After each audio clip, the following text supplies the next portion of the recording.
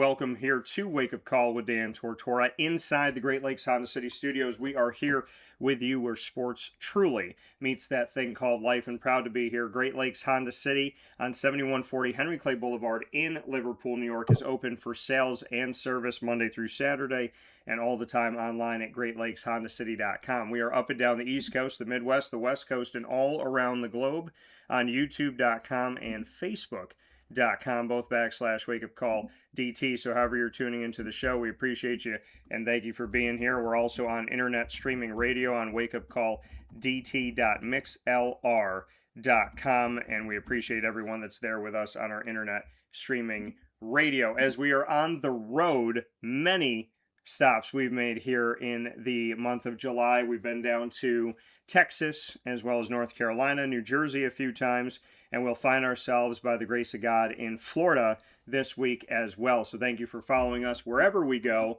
here on these wonderful trails of Wake Up Call with Dan Tortora. We're going to get things started inside of MonPazPopcorn.com's What's Poppin', bringing you our newest edition of the Commissioner Corner, featuring Brad Walker, who will join us here today from the America East Conference, a conference that I have had an affinity toward, obviously covering Binghamton for many years and appreciating the conference, the evolution of this conference.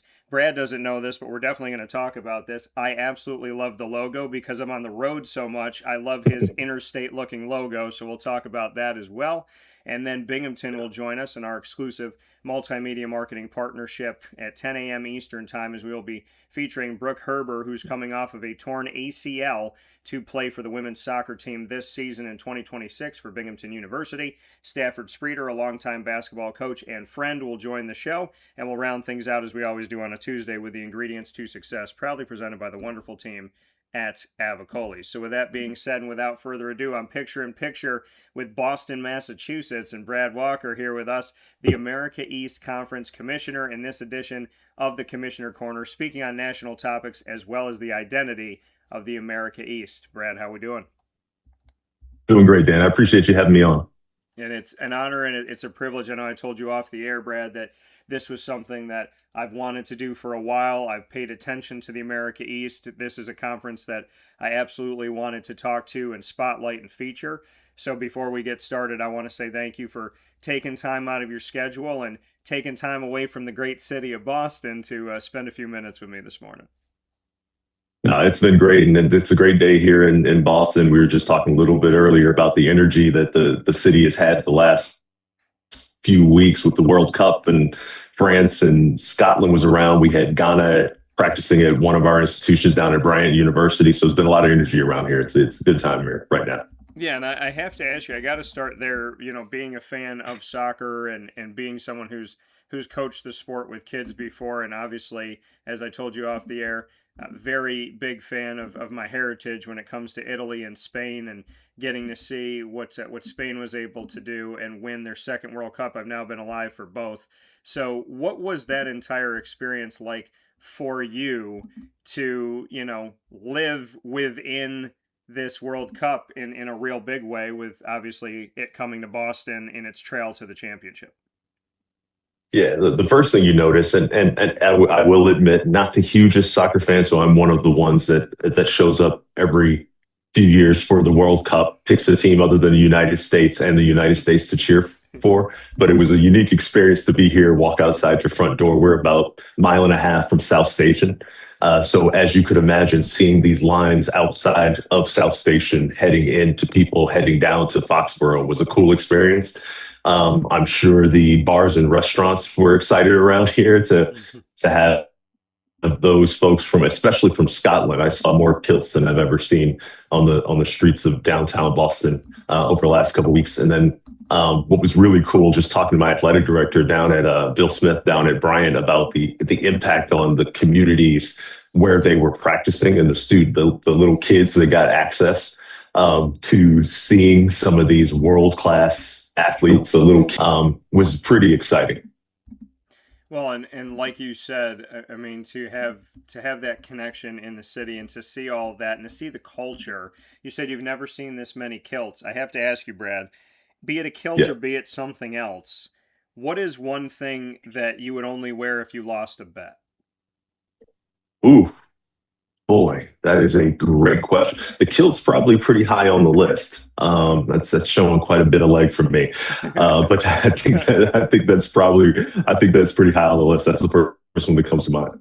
Yeah, I would absolutely say. I mean, you're either in it or you're forced to wear it. I think I'd be in the same boat as you. I'd have to lose a horrible bet to be in that situation. So as we Yeah. look at, like you said, I mean, being in Boston, there's a lot of things that happen, and you talked about also off the air when we were discussing about the moving of the conference headquarters. Why was it important for you to be in Boston, Massachusetts? What does that do for the America East to be working from that home out?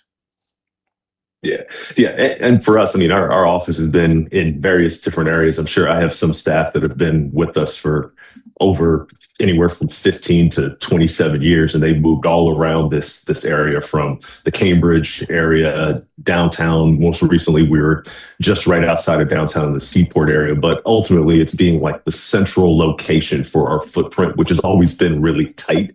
But to give an opportunity for those that are most northern for us, the Maine, the Vermonts, to get here, while also the most southern UMBC and NJIT and Jersey to have this central location that they can get to. Plus, it's an opportunity for us to like have a footprint in a major metropolitan area, and I think that's what we provide, particularly when we bring student athletes or our constituents, presidents to the Boston area. It's just a great opportunity to get a brand within the Boston area. Yeah, I mean, it seems like there's conferences around the country that have made it a point to try and find a major city, a bigger city, to be able to build out from. What is, I mean, like you talked about the location being central, you try to stay geographically responsible, I guess I'll call it in today's world, Sure. geographically Yeah. responsible when it comes to a conference. But this the city of Boston, like you said, I mean, what that does for you to kind of expand on it a little bit here too. When you look at the brand of the America East, Boston is not a city that's just known to America. It's a city that's known all around the world. It's in movies all the time. So just how Boston gives back to the America East all the time in the sense of the fact that it is such a beacon. So to expand on that a little bit. Yeah, and to be honest with you, I would love to do more with that. I come from other leagues where it's tied to the sports and the Convention and Visitors Bureau. We have so many alumni, particularly here in Boston and in New York. I think that's where that we give back. We have a lot of fans that are within the area just because they're coming from the Burlington, Vermonts, or the Vestal, New Yorks, and they're looking for other big cities within the footprint to go start their careers and their jobs. A lot of our student athletes are familiar with the area, so it's really connecting to the alumni base in the area. We have a lot of people that are fans of America East schools, particularly because we have three schools that are the only Division One or one of two in New Hampshire's case, with Dartmouth in the area. To be that big city that people can kind of congregate, that's in the middle, and have like-minded, supportive individuals of the institutions that they went to, I think is where the city really gives back. It gives like a one central location for those kind of folks to congregate and get together and support the league and their institution. And when you look at the membership of the America East, I mean, we hear about these schools, obviously moving and realignment and all these different things that have happened over the last few years, and then they happen again. The America East has had certain identifiers that have been able to be here and be present and be consistent. So for you, when you look at your conference and you look at some of these names, and for me, as I look at the standings each year, be it whatever sport, and you see the UMBCs and the Vermonts, NJIT, UMass Lowell, UAlbany, Maine, New Hampshire, Bryant, and of course, a team that I cover, a school that I cover very closely in Binghamton. How would you describe the membership, the makeup of it, and what the America East truly is when you look at the entire group together? Yeah, I honestly I look at it as stable, geographically aligned, and mission aligned. I mean, we've done a pretty good job over the years. I think if we've been called America East for the last 30 years as of this summer. But before that, we had quite a bit of movement. A lot of those institutions, while we were stable and mission aligned at the time, we lost a lot of membership, and the ability of our member institutions to still stay at the core what they wanted to be, which is anywhere from the Northeast down to the Mid-Atlantic with UMBC has been important, but it's been more important for us to be aligned in how we want to support the student athletes. And for us, it's been important to be in in a close geographic location so that we can support the academic side as well as the athletic side. It has to make sense within who we are. And I don't think that's changed much over the years. The fact that we've been able to be consistent with our leadership, whether it be our board or our ADs or other commissioners before me, we've been consistent. And I would say, I mean, we obviously had Stony Brook most recently leave for another league, but we were able to support that with NJIT just before that, but then at Bryant University right after that in the Rhode Island area. So to be consistent to who we are, particularly in a time where you have larger leagues, particularly in the P4, spanning from California to Virginia. The fact that as a mid-major conference, we've been able to stay pretty consistent in who we are over that span of time and be competitive still at the national level. To see Vermont win a national title with us staying committed to who we are in men's soccer a couple of years ago, it's just a testament to us staying committed to our mission. Well, and like you said, I mean, to be a conference that has won a national championship, right? Despite all the things that have gone on in these mega conferences that are coming back, I can't help, Brad, but think to myself, and I do a lot of kind of analysis and then predicting off of that analysis. I haven't wanted to be right about a lot of things nationally, but it seems like I have been, and I'm following the tea leaves, but also concerned for collegiate athletics. When we have these rumbles of realignment and things that have happened, you talked about your conference having stability, and you spoke about, knowing who you are, and when one comes out, when Stony Brook leaves, to be able to say, okay, not only we're going to bring somebody in, but we're going to bring someone in that's here in the Northeast that makes sense for us, that's going to align with what we're doing. Alignment is incredibly important, and there's a lot of different places I can go with what we're talking about here, but when you spoke about academically and athletically, it seems like the America East is a conference that is focused on student and student athlete, and with NIL and the transfer portal and all these things that are going on, that you are still focused on, let's get you an education, let's make sure that, you fight through adversity, you learn something here in college, and you bridge the gap between mom and dad taking care of you and then being on your own. So I'd love to get your thoughts on what college is supposed to be and why the America East is still concerned about the student and student athlete. Yeah, I mean, I truly believe that's what we're still here for. And I could go a lot of different directions with this one.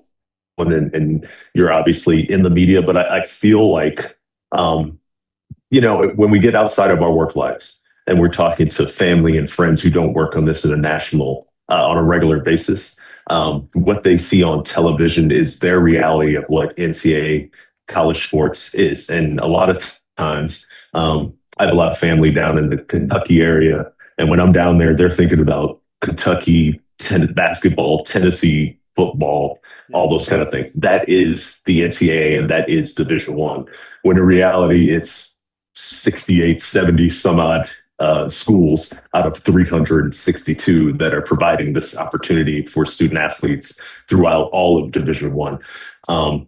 We are obviously one of the mid-majors, so we are consistently supporting a majority of those that are the other 280 some odd institutions in the country. And we're providing scholarship opportunities. Our membership is spending a good amount of investment in making sure that a good portion of their student body through athletics has the experience of competing within Division I at the highest level of NCAA athletics, but also getting their education. We're consistently one of the top in APR and graduation rates in the country.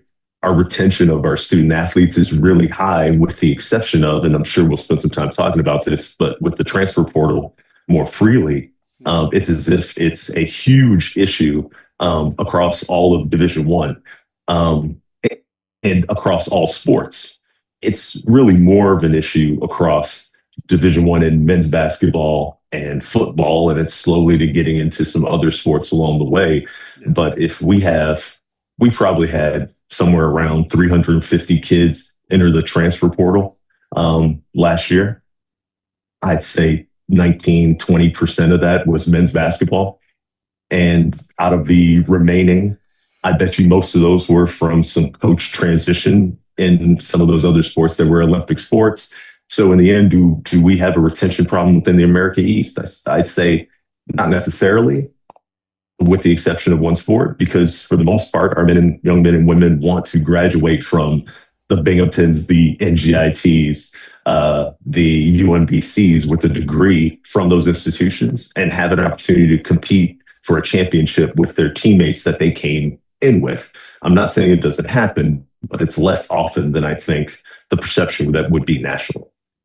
Yeah, and you spoke about retention and men's basketball and really football, which is not within the America East. So when you are basketball forward and you're living in today's climate, how do you navigate and combat the fact that your conference finds the diamonds in the rough, and then other conferences are like, "Hey, thanks for doing the work. We're gonna offer them some money and bring them in." I mean, how do you combat that as a commissioner, knowing that basketball is that kind of beacon for you?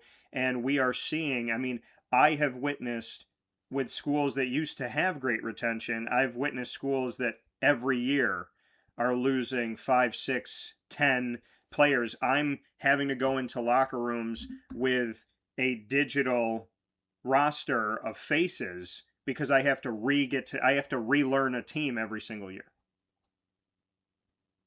Yeah.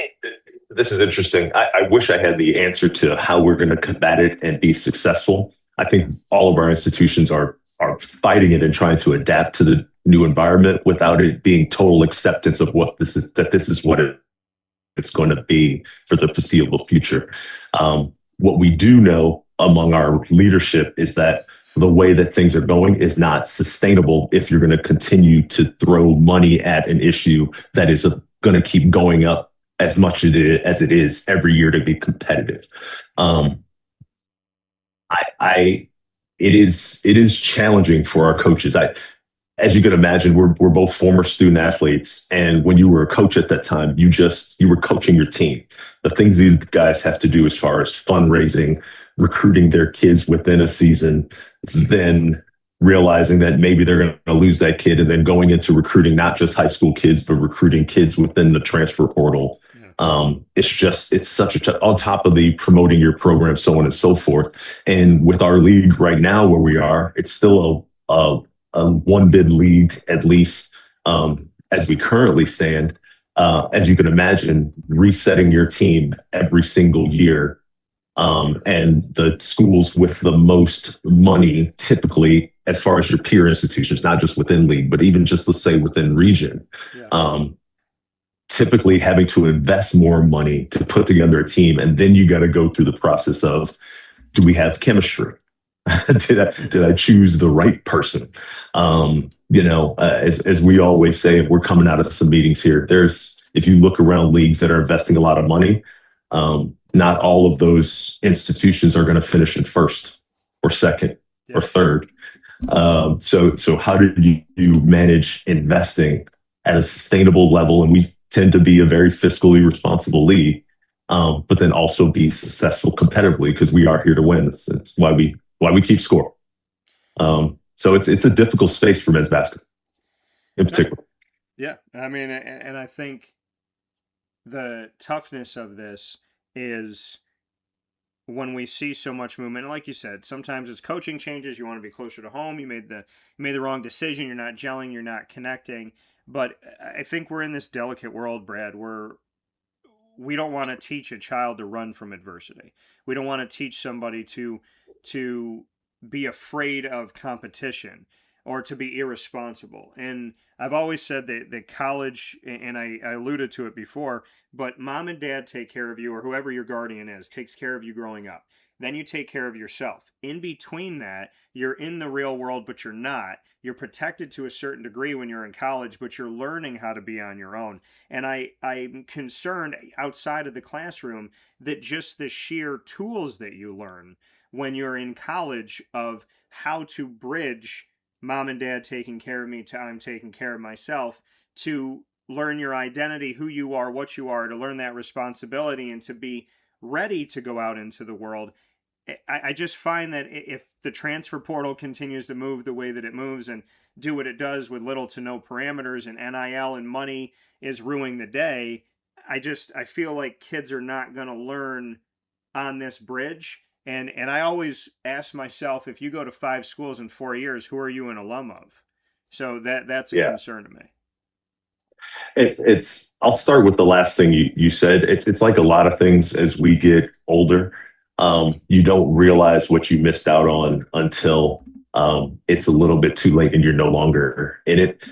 When I speak to a lot of people outside of the business, or I'll give an example. I was recently talking to an AD of my alma mater at Bentley University, and it's a Division II institution. And he was speaking to donors and giving back money to be successful even at that level.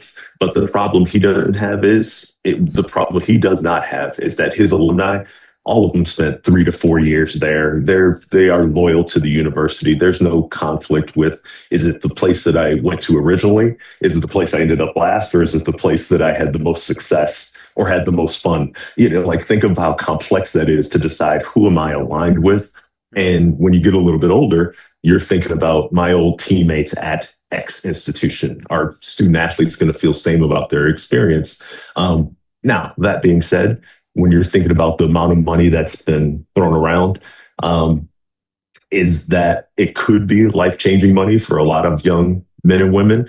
But even in the current state, it could be just enough to feel like my experience at that institution is a little bit better than it would have been before we allowed this kind of opportunity to make money through your name, image, and likeness. So I get the young folks making these decisions. It's just some of the consequences of that are going to be something that individuals aren't going to experience until a lot later in life. And Dan, that's not even speaking to we don't have enough data yet to see what the impact on graduation rates are going to be for young folks, particularly in these couple sports. But you've got to think there's going to be some kind of impact if you transfer to 2 or 3 institutions over a 5-year period, how hard it is to have all those credits transferred.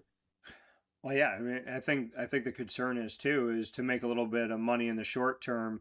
Long term, if you're not getting an education or completing your road, you might end up in the same community you were in before with no money if you spent it, as if you never went to college. And I feel like the protection of the student athlete is important, which leads me into the Protect College Sports Act. It's a bipartisan bill. It's being worked on by Democrats and Republicans. Brad, you know that they almost never agree with each other, but trying to agree in this world of sports to protect the student athlete, there's a lot of things that President Donald Trump put in his executive order. What people don't know is that an executive order is, even when it's signed, it doesn't go into law. It's essentially a suggestion. It's a guide map, but it doesn't mean that once he did it, the NCAA has to do it. But there's the 5 and 5 rule, which gives an extra year of eligibility to student athletes. And it starts at 19 or when they finish high school, whichever happens first. They do have religious vocation, military obligation, or maternity leave that, would protect them having their eligibility. But we have a 5 and 5 rule. We have a blending of the old transfer versus new transfer, where you can go transfer for the first time and play immediately, but every time after that sit out a year. So it blends the old and the new rules. We have a protection of student athletes from the agents and different nefarious things that can happen there. So there's different pieces and different elements to this. The two that stick out to me the most are the 5 and 5, as well as taking a look at the transfer portal and saying, let's get a hold of this thing and not allow you to play immediately if you transfer more than one time. I'd love to get your thoughts about this because it starts with an executive order. It moves to the Protect College Sports Act. Some conferences have come out and said we're in favor of it. Some said we're in favor in most of it, and some have stood against it. So I'd love to get your thoughts. One, should Congress get involved? And two, is there something that you like about the Protect College Sports Act that you feel like we should lean in on? Yeah.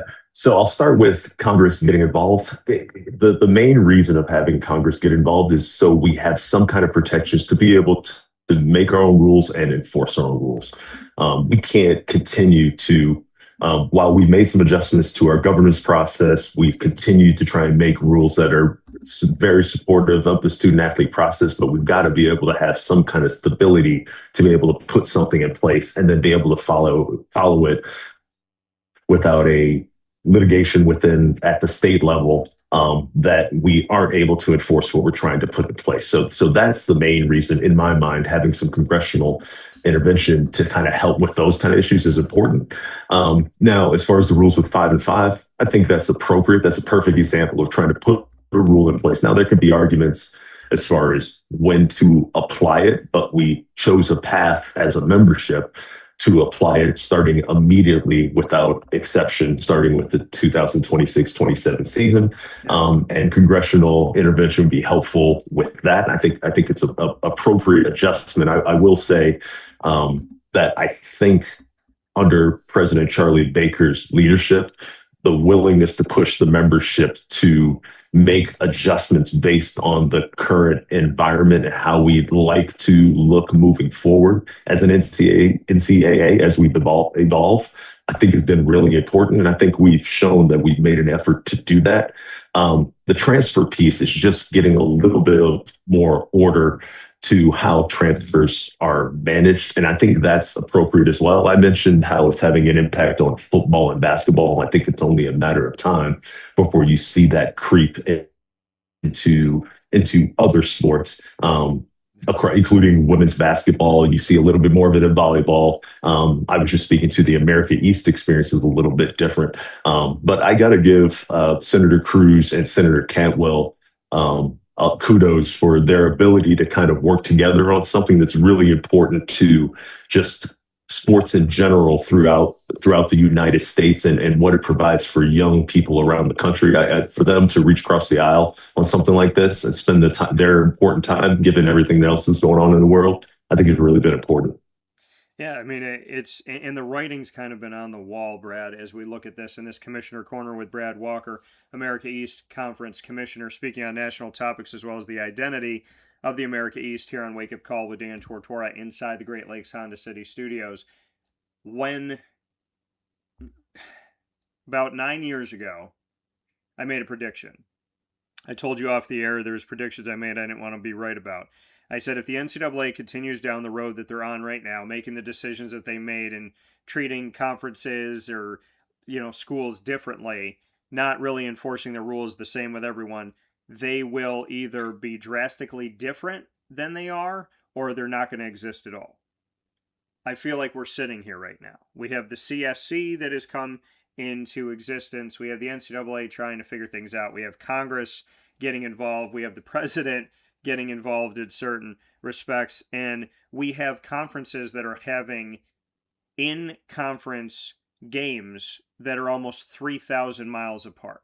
That would be a 32 to 41 hour drive, which is absolute insanity.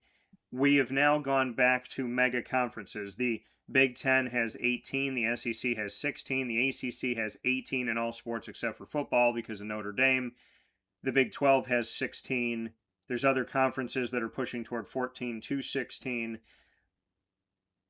This blew up before, Brad. I think it's going to happen again, but I'd love to get your thoughts on this because I also predicted right around COVID time that the SEC would go and form its own league and break away. And then I adjusted that when the Big Ten took the West Coast schools, that they were looking to be enticing enough to the SEC to say, let's go together. Let's go grab maybe a Clemson, Florida State, Miami, Notre Dame. And if we can get a few more pieces, we can argue that this is the college football national championship because we've taken all the known brands and we can go and be our own thing. I feel like we're getting closer and closer to that, to the point where the Protect College Sports Act comes out, and every conference that has made a statement has made an individual statement, except for the Big Ten and the SEC, which have decided to make joint statements on everything, to not even hide anymore their alliance. So I'd love to get your national thought on if you believe the SEC and the Big Ten could and would break away, and what ripple effect that would have on the America East, because we've already seen realignment of Oklahoma and Texas from the Big 12 to the SEC shake up so many things that it affected Division II schools that reclassified to Division I. I mean, these ripple effects are felt everywhere, whether or not you're connected to football. Yeah. On your last statement, I believe that to be true. When Texas and Oklahoma made their move, the ripple effect, it took a little while to get here, but you could almost see the connections to then James Madison making moves out of the CAA to someone else, and then the CAA has an opening, and then there's other moves within the CAA. The ripple effect is real. So I'm not denying that. I think that the Power Four institutions are all their motivations are different. We're at the America East, we're not motivated by our media rights deal or distributions. We have different missions and things that we're motivated by as a conference. It's tough to speak to. I believe what Greg Sankey said yesterday in his opening comments at his media day, that the idea of a plan B discussion, all conferences are having those discussions about, if this happens, then what? I do believe that those leagues, we just came out of our commissioner meetings in mid-June together, having discussions in Denver about this kind of stuff. I believe that all of us as 32 conferences are trying to do what's best for the NCAA and Division I currently. I believe even the things that the Big Ten and the SEC are trying to make better about the Protect College Sports Act are, for the most part, in the best interests of all of college athletics, as far as working with the government to try and help us out. They just might have a few things that are more important to them, while the focus of the majority is on 2 or 3 things that really could make the world better for the majority right now. The eligibility piece, being able to make our own rules, the agent piece, transfers, all of that as it is, while it's not a perfect version of the bill right now, is still a substantial upgrade for the current environment that we're living in. I think the Big Ten and SEC just have a few other things that you're trying to work through that would be in the best interest of them as well. 32 conferences, when you're sitting at the table, do you believe that the America East has a say, has a voice? Sometimes we see a room full of chairs and they say, hey, everybody's here and here are all the name tags, but they're only listening to a few. Do you believe that when the America East speaks, when you sit in these meetings, that there is a true weight to the voice and a true opportunity from the NCAA? Because to me, if you're going to sit there, there should be, relevancy and there should be something to that. It shouldn't just be simply a seat. So do you believe that you do have a voice that is carried to the NCAA and actually valued when we're looking at 30 plus conferences? I believe we have a voice. Sometimes it depends on the room that you're in. I believe when we're with our peers of the 32 commissioners, we all have a voice. We all have the opportunity to speak up, and the NCAA is there to support all 32 conferences and their member institutions. So we have a voice.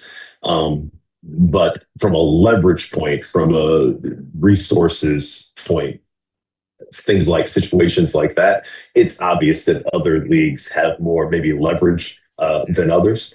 I will speak to the governance process that we have right now and use the word wait. We just changed our governance process looking at a calendar, about a year ago. This is the first year we went through it. Now we have a governance process that's smaller, more efficient, but also includes weighted voting. And the weighted voting is either tied to those autonomy conferences, or it's tied to those conferences that are having success over a certain period of time, have weighted voting and more say. So it's kind of to summarize, long story short, it depends on the room you're in. Yeah. but it's obvious that we're putting together a system that has more weighted decision making towards those that have more resources or have more success. So, from America East perspective, if you told me in men's soccer or men's lacrosse, do we have more say because we potentially could have a weighted vote in those rooms? In those rooms, we have a little bit more say than maybe others because we have a weighted vote. In the other rooms where we don't, or might not be in the room at all, we don't. How do they determine, the NCAA determine where you have weight and where you don't? Yeah, it's well the autonomy conferences have weighted voting across almost all of our either main four cabinet membership, academic and eligibility leagues, board of directors, those four major leagues. Yeah. The sport committees are handled differently.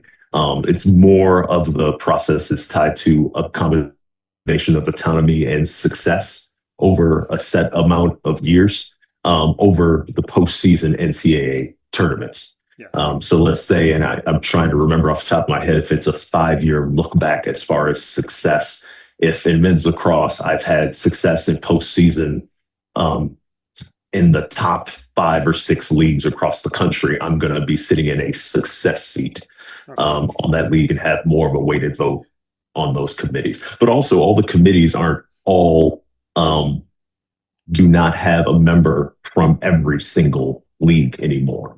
That's not how we're set up. So on the cabinet, for example, we have subgroups within the NCAA where maybe it's the basketball specific forward leagues without football. Then you have the FCS that's represented. Then you have the FBS that's represented.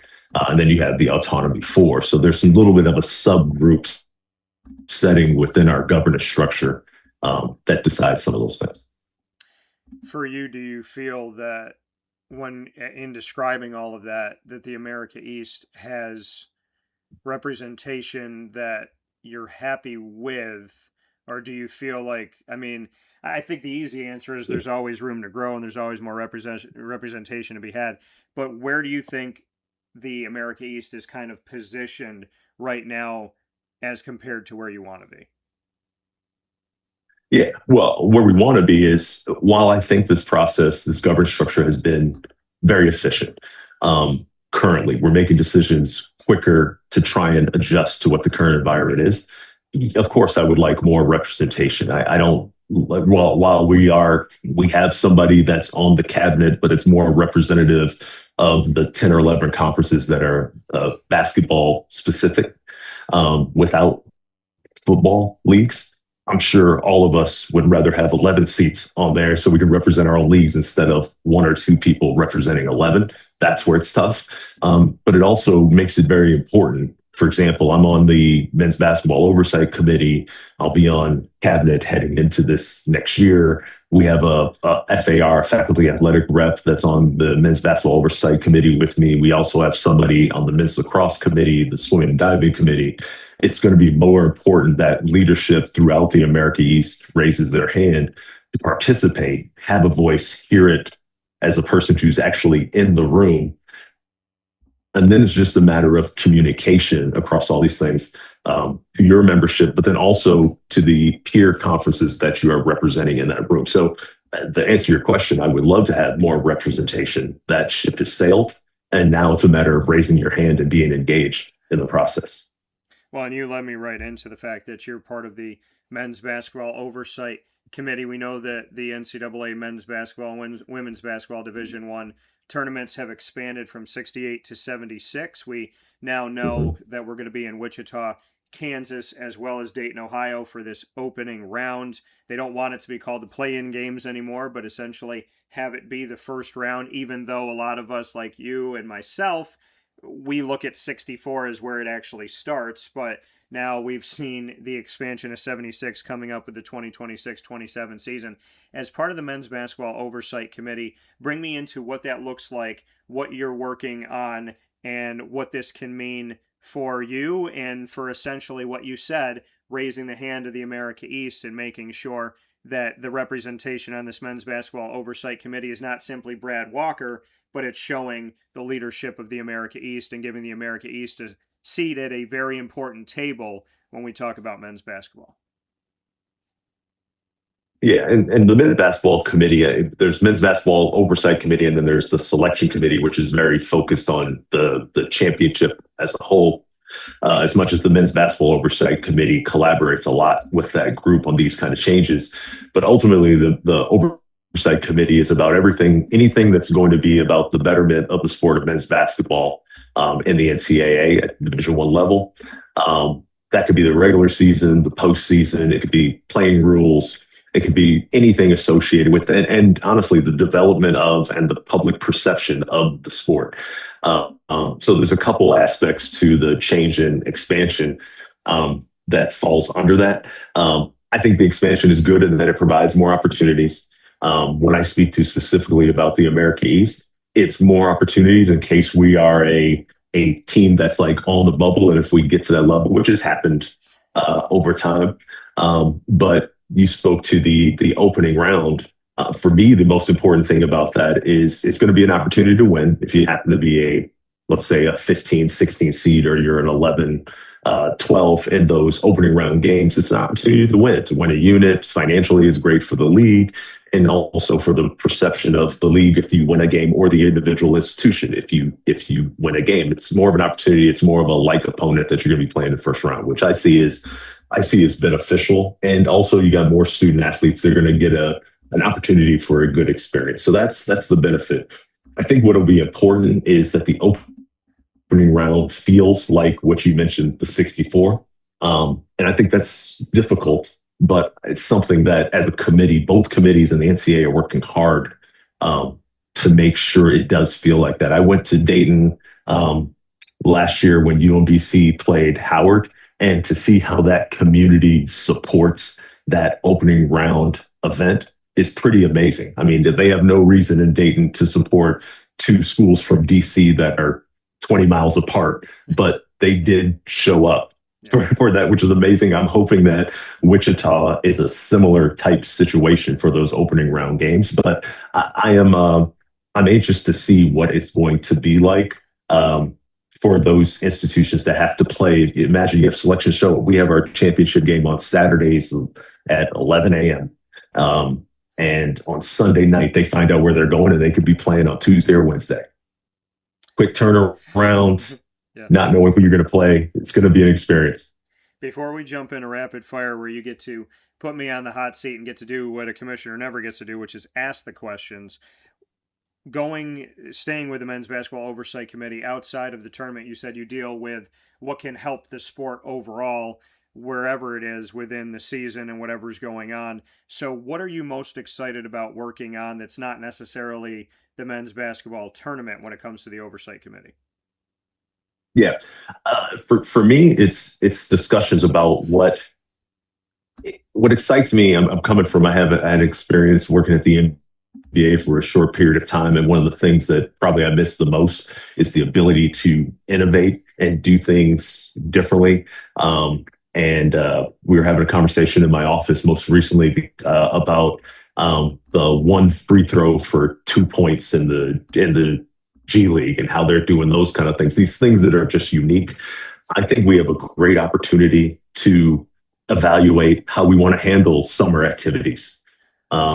And how we want to handle events that are outside of the season for student athletes, should they want to participate. We now have student athletes that are some of these committees, and some of the things that we hear is, boy, we're sick of playing against each other. So should we have other opportunities to play against other teams, whether they're not real games or not? Things like that. So it's really an opportunity to be really creative within the NCAA space around basketball that I think is really exciting to talk about. Well, that coming from Brad Walker here in the America East Commissioner Corner, spotlighting the America East Conference. Brad, it's now time for you to put me on the hot seat. It could be any topic, any question. Doesn't have to be sports related, but you get to ask the questions. Enjoy it, because I don't know anybody else that's going to hand you the microphone and let you do it. So what do you got for me? Yeah. I have an interesting one, just because I know you're coming from the New York area. We always try to figure out how to get more attendance at some of our basketball games throughout all of our institutions. I'm sorry, I say basketball, but any of our sports. As a fan of athletics, what would make you show up to games when you're putting it up against all your other entertainment options out there? What are we doing wrong within college athletics to get people to show up in the gyms or on the fields? Yeah, I mean, I think the biggest thing is investing.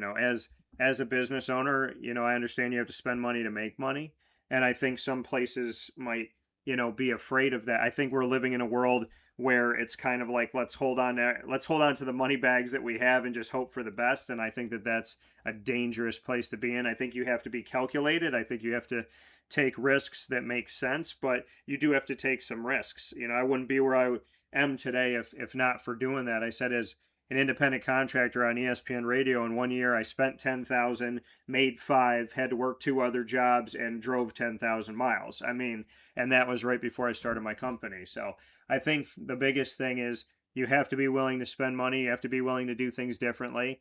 You have to be innovative. And I think something that shocks me is how bad some schools are at their alumni. Some schools are so they embrace, and then other schools I've seen around the country just have no plan for the alum. And who better to sell the product than the ones that bought it, used it, and liked it? I said, if you got a hair care product and you have somebody who was bald that used this product and all of a sudden they have hair again, why wouldn't you call them first? So I think engaging your alumni, being willing to take calculated risks to spend money and make money, and to just be innovative in how you go about things with the community. I think it's really important to take an ego, throw it in the garbage, and reach out to places, be it places that have youth. Like if it's a basketball, go to the youth teams in the area, go to the YMCA's, go to the Boys and Girls Club. Try to really build and create relationships within the community that makes, if you make the community feel like they matter to you and you truly honestly reach out to them and give to them and pour into them, the chance that they'll pour back into you is high. I think if you just kind of open the doors and say, we're a great team, come and see us, I don't think that really works. I think you have to take the ego away, walk up to somebody and not say you should know us because of X, Y, and Z, but you should knock on doors and say, hey, get to know us and give us an opportunity. I wouldn't be where I am today if I wasn't humble enough to knock on every door and say, whether Wake Up Call or not, I'd love to share it with you. So I think it's important to do that. That's a great, and that you gave me a lot there to think about, because a lot of times we're not in the community every day at the conference office level. So to see how people engage with these institutions from time to time, it's hard unless you're coming in there for a championship experience like we are. So I appreciate that feedback there. Try to put yourself in the seat of a student athlete today. Okay. In any sport, you name the sport. What would be the priorities for you as you're trying to choose an institution in this environment? And you can say it's whether you're a high level basketball player or a high level baseball or women's volleyball player. What would be priority for you?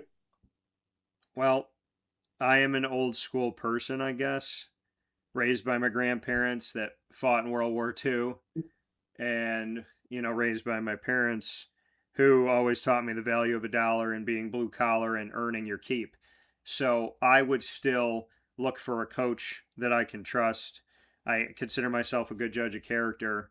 So I would be looking for someone I can trust, who's committed to something, who's had longevity somewhere. I'd look at the environment. I'd really study the school. I'd go on my visit, and then I'd kind of sneak back onto campus when it's not my visit. And I'd really try to gauge, what does it look like when they're not trying to impress me? What does it look like when they roll up the red carpet? I think that's incredibly important. I wouldn't go for the money. I wouldn't go for the accolades. I wouldn't go for the flash. I want to go somewhere where I believe they're telling me the truth. Where they act the same on and off camera, and where I feel like I can get myself a good education while challenging myself, in my case, on the court. That's what I would still tackle this the same way. Yeah, it's great to make money and it's great to be in a commercial and this and that. But at the end of the day, I want to be around people that I want to be around and work with. They say people work with people that they like, people they can trust. So I would start with morals and values. If money came with it, great.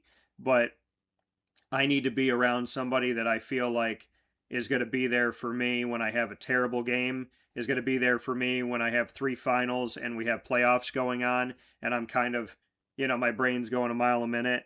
I need to be with a coach who's an actual coach, not somebody who's a good car salesman, so to speak.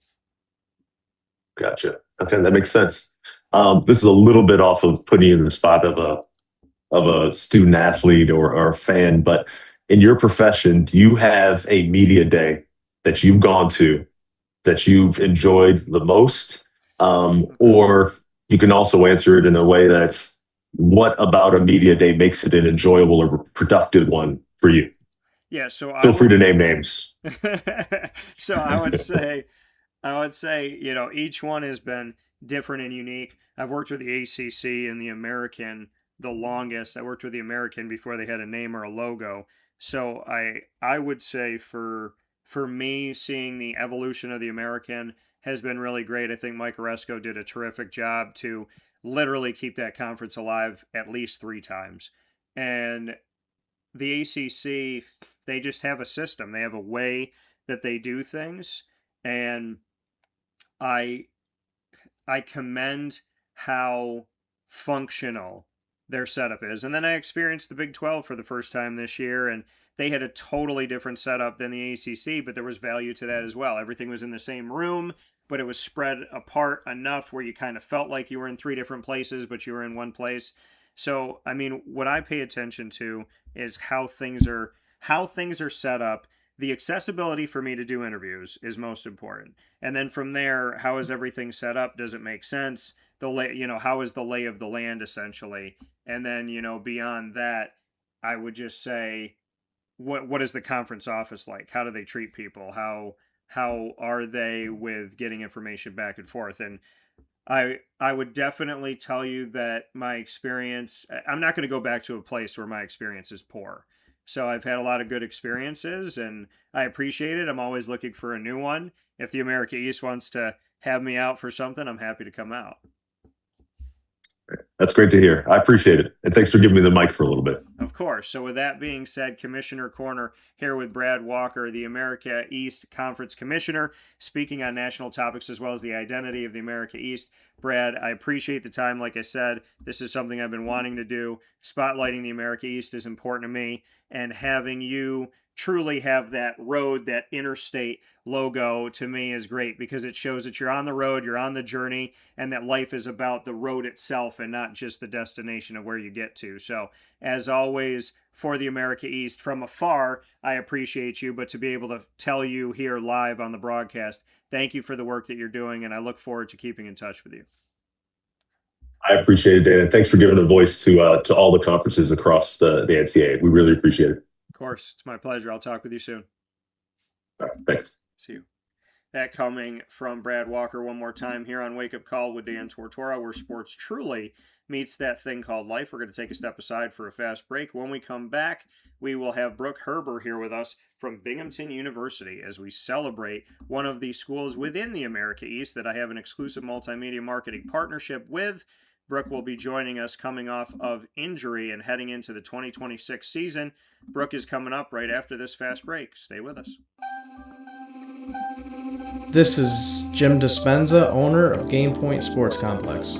You hear the same story across any sport that kids play and any sport that adults play. There's never enough places to play. That was definitely true with volleyball, definitely true with basketball. Could be cheerleading, it could be field hockey, which is what we're seeing now. Every sport has a lack of places to play, and I think Syracuse in particular is a place where it's really bad. Despite the fact that we've got a lot of athletic talent around here, we just seem to have not enough places for people to play, and they're going to different places. They're going to Rochester, they're going to Buffalo, they're going all different places because we don't have a place here, and I felt like that should change. This was a long project from planning all the way through execution to opening the doors. A lot of work went into it, obviously, a lot of money, a lot of resources, and the dream always was kids being in the gym, having a good time. And I've always felt like sports is the most unfiltered joy that you can observe with people that people can experience, because it is fun, it is a sense of accomplishment, it's all of that wrapped into one thing. And so watching kids going up and down the court with big smiles on their faces has been just amazing experience. I'm looking forward to years to come of that same thing. We've taken the time to invest in multiple sports, and then what we're finding is the mere fact that we have a large, clean, well-lit space has opened a lot more doors for us beyond basketball, volleyball, pickleball. Now we're having some interest from cheerleading. We've got girls field hockey coming in, and then also there's quite a bit of room for spectators. We've got bleachers, we've got benches, we've got a concession lounge where people can get food and drinks. We're going to have multiple sports going at the same time, using every square inch of this place for what it was conceived for, which is basically people to come in, have a good time in the sport that they prefer.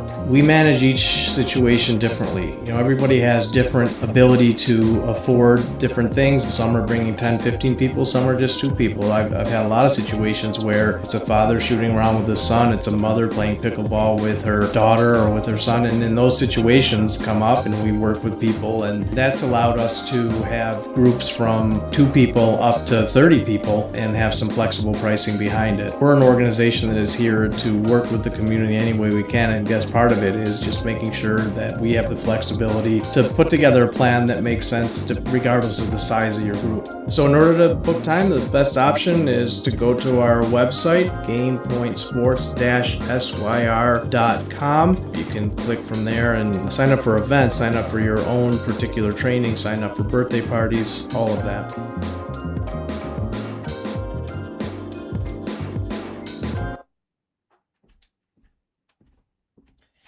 And welcome back here to Wake Up Call with Dan Tortora. We are back here inside the Great Lakes Honda City Studios, and happy to be here with you up and down the East Coast, the Midwest, the West Coast, and all around the globe on YouTube.com and Facebook.com, both /WakeUpCallDT, and on WakeUpCallDT.mixlr.com. Happy to be here in this Bearcat Breakroom. The Binghamton University Bearcats are exclusive multimedia marketing partners with Wake Up Call with Dan Tortora, and so I am here picture-in-picture in our exclusive multimedia marketing partnership with Binghamton University, with Brooke Herber here with us of the Binghamton Bearcats women's soccer program, student athlete that is here with us coming off of her ACL injury and heading into the 2026 season in this Bearcat Breakroom inside the Great Lakes Honda City Studios. Brooke, how are we doing? I'm doing well. How are you doing? I'm doing well. I remember we talked back a couple of years ago in 2024, so some things have happened since then. How are you doing? How are you feeling? How's everything been on your side as you get set to return to the field? Everything's been going good. It's small steps every day. I mean, coming from an ACL injury, I never really thought that would happen to me, but no one ever does. It was definitely difficult, being that it happened 20 minutes into my first game my senior year, but I'm truly blessed that it did happen. Even before that game, the new 5th-year rule, it was starting to get spoken about, and I was talking about it with some of my teammates, and before that game, they were like, "So would you take your 5th year?" And I was like, "Yes, of course. I'd love it. I love this team. Like, I would love to play another year." And then turns out I had no choice. But I'm really grateful that it happened. It opened up my mind to a lot of new things, and it gave me a chance to watch the game from the sidelines for a year. And I really saw different things from that side of the team. So in a way, I'm glad that it happened, and I'm really excited to have another year with all of my best friends. And what did you take away when you said, it helps you see things differently, gave you another side? What did you learn through the injury? How did the injury end up being an opportunity for you? I think it really showed me the opportunity that Binghamton gives you as a person, not only a player, but it showed me from the sidelines what other people go through, which I personally hadn't felt that here at Binghamton yet. And it really gave me a different perspective of how others feel in certain situations, or even how it feels to be injured. It's definitely not easy. Yeah. And I think God really tests their strongest ones. And, even mentally, there's the physical piece of it, but the mental piece is another thing that you have to learn. So I think it really made me more determined and it gave me more strive to be the type of person I want to be on and off the field. It gave me a lot of different perspectives to just see what potential I could have starting from rock bottom and then climbing my way back up.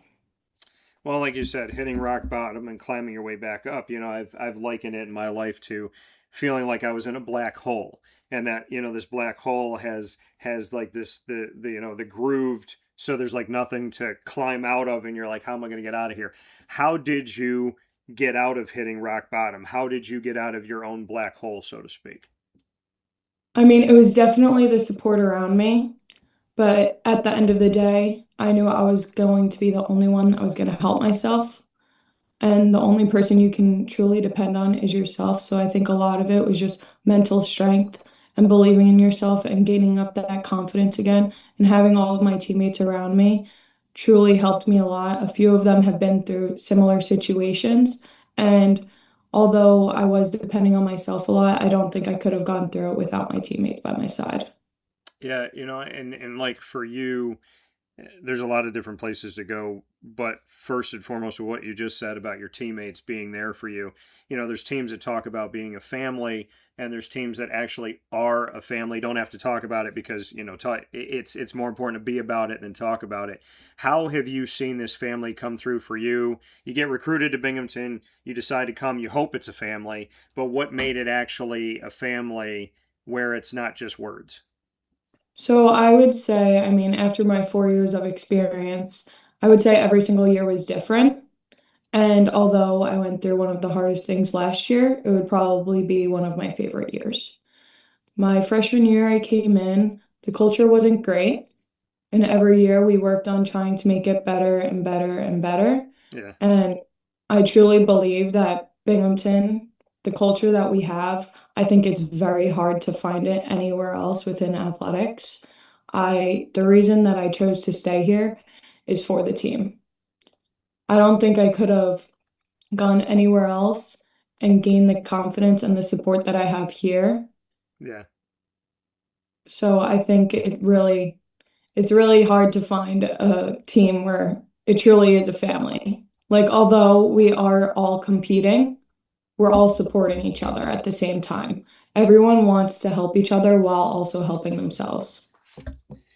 Well, and like you said, having that family, you said you wouldn't have stayed in Binghamton if it wasn't for the family. We see so much movement in today's collegiate athletics that there's this constant kind of musical chairs, which you said the family's what kept me here. So what how would you describe those relationships? We speak about this team being a family. What is it like? Like if I'm sitting in a room with the Binghamton women's soccer team, what am I experiencing? How am I seeing this truly be a genuine family? It's a lot of laughs for sure. Yeah. Everyone is really happy to be there. And I think that's another thing that's hard to find within a team. Not everyone wants to show up every day and work their hardest, but we all get up, we go through it together, even if it's a tough fitness day. We all put our head down and we say, we're in this together, we're all doing it together as one. And I just say that we always have fun doing whatever we want. Like in practice, we're having a good time. If someone makes a mistake, we laugh about it.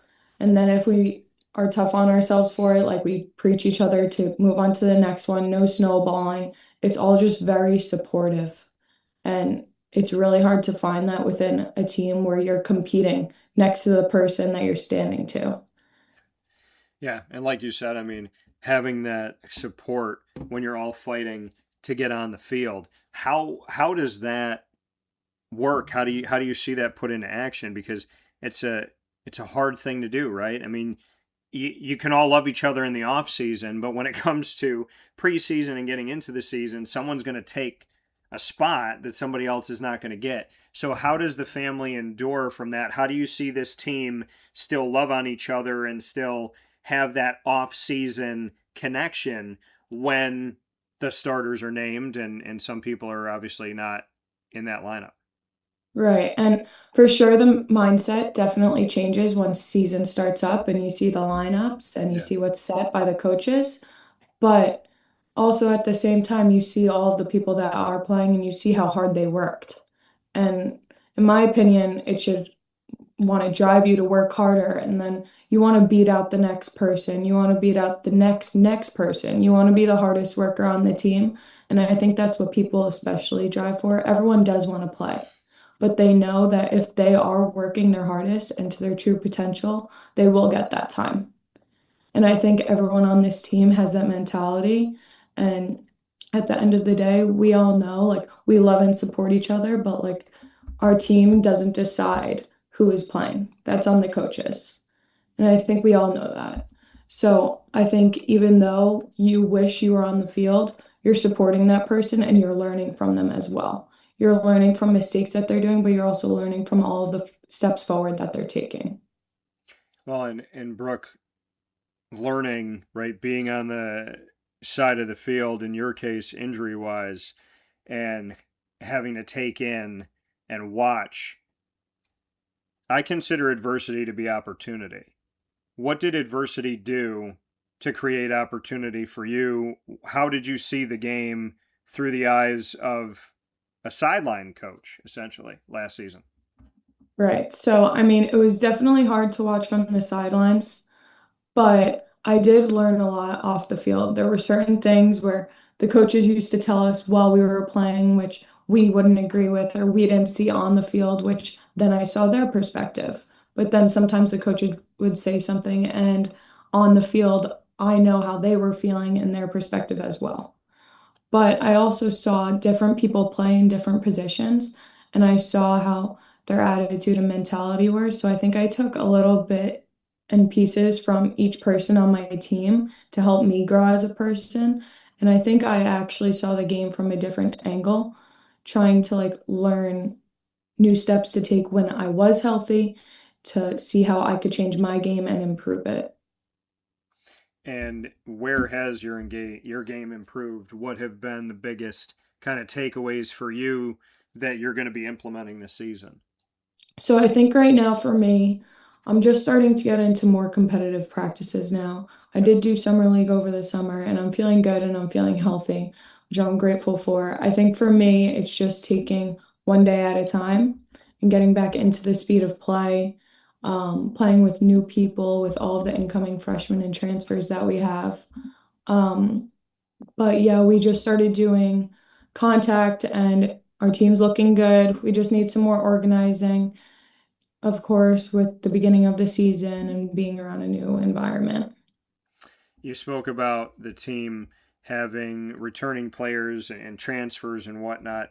What's that makeup been like with the newcomers, the new faces, and people coming from being in college and being at other programs? So this year we actually came in 2 weeks earlier for preseason than we usually do. And I think it was definitely a good move for us because being that we have all new freshmen and we have two new transfers, I think in the beginning of the season, we're usually rushing in for the next scrimmage or the next game, and things are a bit unorganized during that first game. And I think with these 2 weeks, we're all starting to learn each other off the field and on the field, Yeah. which is definitely important in the beginning of the year. It definitely changes how you play in games. So I think being with everyone new is a process and learning each other. But with all of the returners that we have, um, we nearly have our whole starting lineup back. And I think with everyone that we do have, we all want to help each other. We all want to make each other better while making ourselves better. And we have a great forward line, great midfield line. We have depth this year. Like I can see it already. So I think within the culture and the environment that we have a lot of potential for us this season. When you talk about the potential of this season, last season, Binghamton women's soccer won the regular season. No losses in conference, 5 wins, no losses, 3 ties. Overall, 10-2-5 record. The only team in the America East to have 10 wins on the season, and the only team in the America East to not have a loss in conference. So coming off a great season, but you say you see potential now. What makes you believe that this could be an even better season than 25 as we're here in 26? Right. So we did have a great season last year and we did win the regular America East title, but that's not exactly what we wanted. That was great and we were really proud of ourselves for that, but we wanted to take the next step. We wanted to get the title. We wanted to win the finals. We want to go to the NCAAs. That's a goal every single year, to get there, win first round, see what our team is made of, do our full best, and see how far we can go. Brooke Herber here with us in this edition of the Bearcat Breakroom in the exclusive multimedia marketing partnership with Binghamton University that Wake Up Call has here inside the Great Lakes Honda City Studios. Brooke, you said you never thought that you'd go through an ACL injury. Nobody ever does. You said you leaned on your faith. Bring me into your faith, what it means to you, and maybe how you got a little bit closer to God by going through a tough time. Yeah, I truly do believe that everything happens for a reason. I've seen a lot of people go through it, and I've seen the different ways they've turned after it. I just believe that there's always a path and things are meant to happen, and I believe that God actually made this happen to me so I could become stronger mentally and physically and like learn different ways for different people to help them in their future on and off the field. You said you've learned different ways to help people through your own adversity. What are some things that you would teach somebody today if they went through an injury or any type of adversity? What is something you learned through your own journey that you feel like you would be able to teach today? I think I would say to them, like, you can choose two paths. You can go down a black, dark hole, or you can climb the mountain, dance in the rain. You can choose your own path. It's just about you and which way you want to turn to. And of course, there's going to be bad days. There is always bad days. They're going to come. But it's how you grow from them and how you learn from them. No better advice than I've heard before. And God came to me in your response just now, because I've been in the black hole and I've climbed the mountain. So I find that to be very interesting that you chose the mountain on the other side of this thing. Brooke, before we get into our rapid fire where we get to put each other on the hot seat, your head coach, Neil Bhattacharjee, got to bounce around the World Cup and enjoy the scene. So I have two questions for you. One, what are your thoughts on seeing your head coach get to travel around and see the road to the World Cup champion? And secondly, he spoke with me about taking me with him and he didn't. So what do you think, Neil Bhattacharjee, what do you think he owes me now moving forward? Oh, God. He's got to take you next time now. But yeah, it's so awesome. I mean, the experience you get from watching the games is just insane. And just traveling with it, I mean, it's an experience you don't get too often. So let's jump into rapid fire. You can ask me anything you want and vice versa. We'll go back and forth. You'll ask the first question. It doesn't have to be sports related, but it can be. What do you have for me, Brooke? Oh boy. I'd say, what are your thoughts on the Binghamton Bearcats women's soccer team this season? What are your thoughts? Where do you think we're going to end up? Well, knowing Neil, I know that if I say 10-2-5, he's saying that's great, but what could we have done with those other 7 games? So I would definitely say that I'm proud to see where the team is, because, you know, I respect the student athletes. I've been to some of your games. I respect Neil. So I would say I would love to see this program continue to trend upward. I'd love to see you not just win a regular season title, but win the America East title, go to the postseason. I think the future is bright for Binghamton University. I think that there's something to build upon and jump off of. I think this is a great place to be in where the program's trajectory is right now, and I think we can make some history. I'd like to be on site for it, and I think we can do it. I think we should do it, and I would be excited to see not only an America East title, but NCAA berth and the opportunity to maybe shock the world, but not shock Binghamton, is what I would say. I like that response. Thank you. My question back to you, Brooke. If you took over I don't think I asked you this. If you took over my show, who would be the 3 guests that you would have? It's Wake Up Call with Brooke Herber tomorrow morning. Who are the 3 people? Could be anything. Sports, entertainment, deceased, living, family, whoever you want. Who's on the show? First one's got to be Adam Sandler. Okay. Gotta be. Who else would it be? Adam Sandler.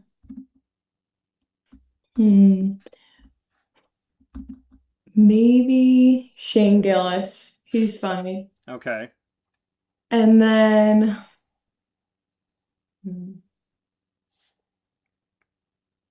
I don't know. I feel like that would be the best show between the 3 of us. I mean, the 2 of them are some of the funniest guys. Well, Shane Gillis is coming off of the roast to Kevin Hart. Adam Sandler is Adam Sandler. So I think it's time for Adam Sandler to make a wake-up call song. So I'm good with that. What's your next question for me?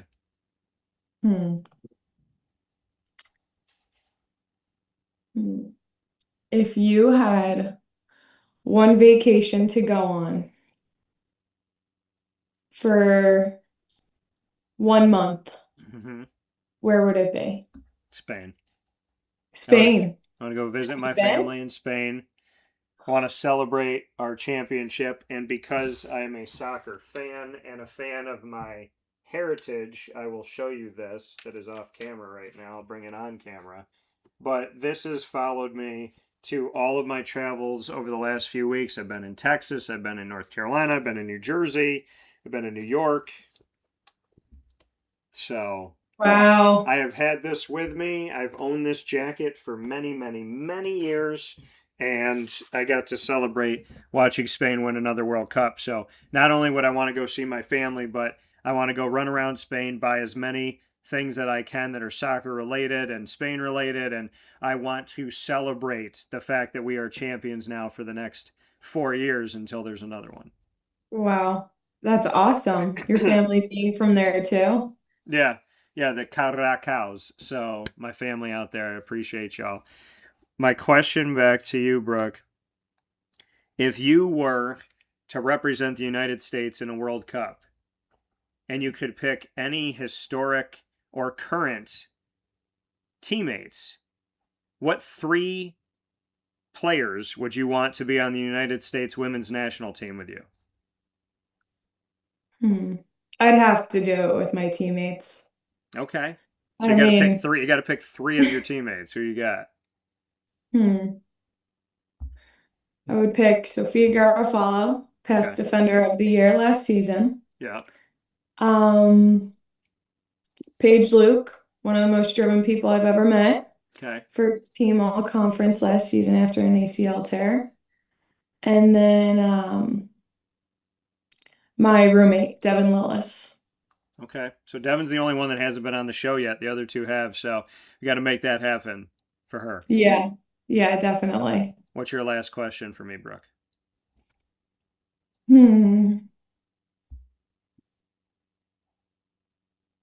If you went to Spain, what would be the first thing you would do? Go and meet my family on the beach and just hug them all and say a prayer together. I'd say that. That's nice. Mike, thank you. My question back to you, Brooke. All right, I'm hungry, so I'm going to go to food. If you were on a road trip across country and you could only bring 3 snacks with you for the entire road trip, you can't stop. What 3 snacks are you bringing from here to California? First one has to be pretzels. You can never go wrong with pretzels. Okay. Family size, though. Okay. It's a long trip ahead of me. Next, I would probably need a sweet.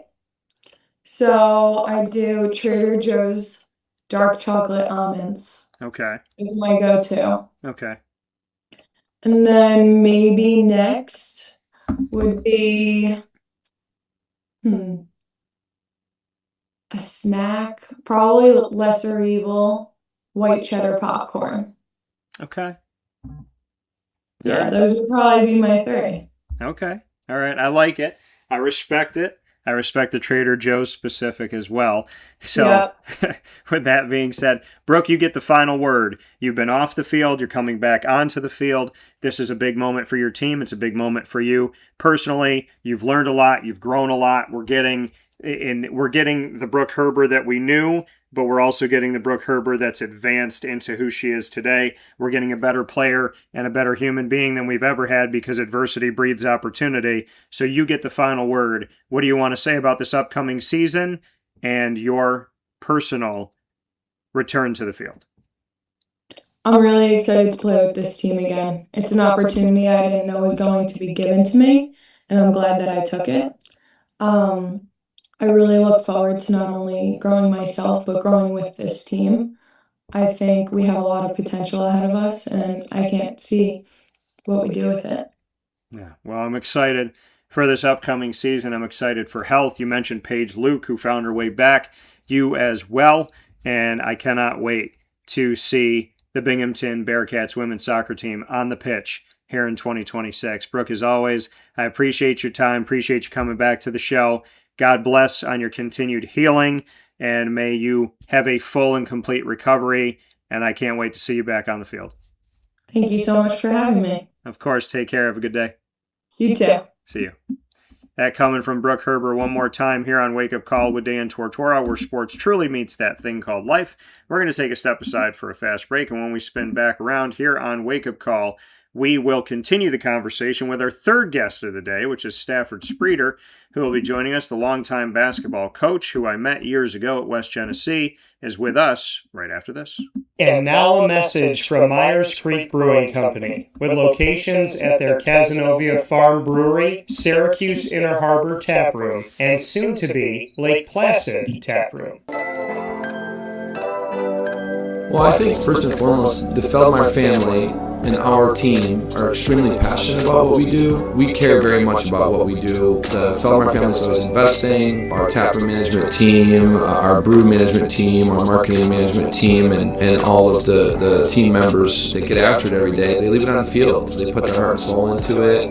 I know for a fact that everyone that works at Myers Creek wants to be there, and we want them to be there. You know, we want them to feel good about their job. And again, if you've never been to a Myers Creek, especially to the brewery, I mean, I want your eyes to open really big. I want you to see how big of a brand this is. I want you to see where we're going. The sky is the limit, and I feel very proud of that, and I'm very excited about that. When you think of designing a menu for a brewery, it's kind of open to a lot of different interpretations. I mean, you can do American, you can do Asian, you can do Italian, and you just have to find, you know, how that meets that pub style dining experience, that gastropub vibe. And I think it's super fun for us because obviously we know that, you know, everyone in the world is going to sell a pizza or a burger or a french fry, but what can we do to be different, and what can we do to be true to who we are? We are a brewery, you know, a brew pub. So the flavor profiles are kind of all over the place, and I think it's super cool that we have a massive smoker at the brewery in Cazenovia, and we smoke a lot of our products. We have a delicious smoked turkey. We have barbecue ribs on Sundays. From a pulled pork sandwich to a chicken wing, you go to the Inner Harbor and you go to the Kaz location, and you'll find similarities in the menu, but also things that are a little different and also kind of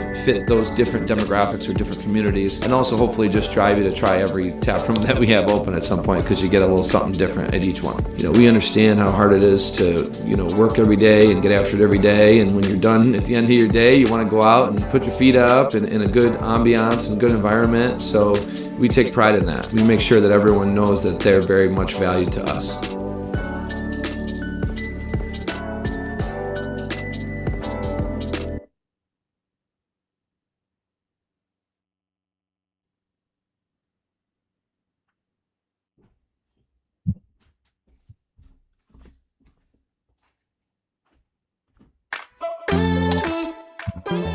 Hi, this is Chris Rauda. And Colleen Rakowski from Gray's Craze of Clay. It's a fun, innovative, upscale catering solution. We've turned eating into a whole new experience. Each of our boards is packed with delicious mix of artisan cheeses. We use premium cured meats, fresh fruits, nuts, and all of the sweet touches that really bring out the best in every perfect bite. We offer something as small as a grab and go that feeds 1, maybe 2 people, to our large board that can serve anywhere up to 25, 28 people. So we have the ability to really meet and hopefully exceed all of our customers' expectations when it comes to the different varieties of things that we have. Charcuterie boards or boxes are healthy, fresh, delicious. They're made to order. We're baking the breads here daily. We're baking the cookies here daily.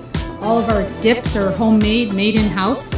All of our spreads are all made in-house. When you open that board or box that we have delivered or you have picked up, we want you to know that it was made with care and designed to completely elevate your event, celebration, or meeting. We've catered parties and events for up to 300 people. So if you're walking in to grab something for lunch or something for date night or movie night, that's great too. Our events go from you eating in the car on the way home to a catering event in a rehearsal dinner or cocktail hour or party.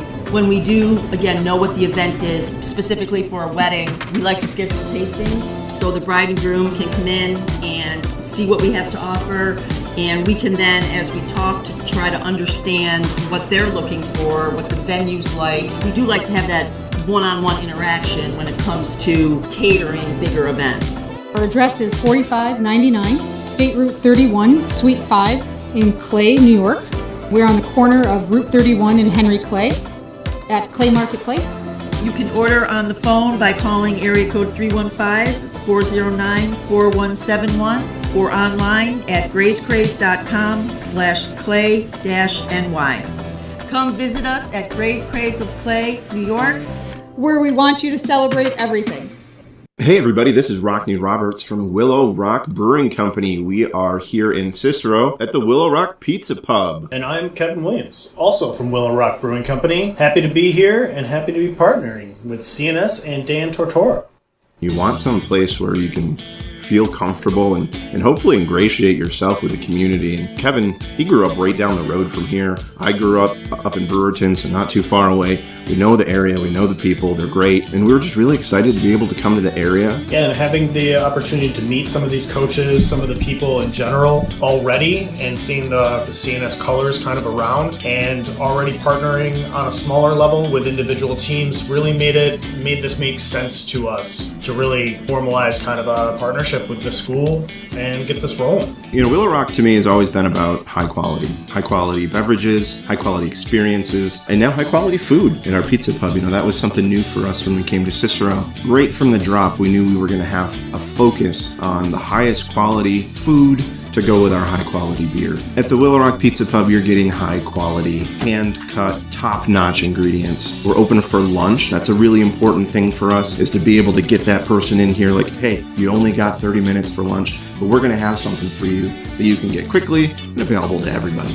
Yeah, we wanted something that was just a little bit outside the box, a little bit outside of comfort zone, but still something that you could rely on to be consistent and easy to look at and easy to be like, oh, I can see myself eating this. I can see myself wanting to have that more than once. Eating a whole pizza like our beef on weck pizza, I've never seen one anywhere. It's just a great ideas, great inspiration across the board. We're their spot to stop. We're their friendly neighborhood watering hole, as well as pizza place and place to stop for a restaurant. Not just beer drinkers here. We've got wines, we got cocktails, we got non-alcoholic stuff for the kids. The location is more important today than it ever has been before, and we're lucky enough to be here in Cicero.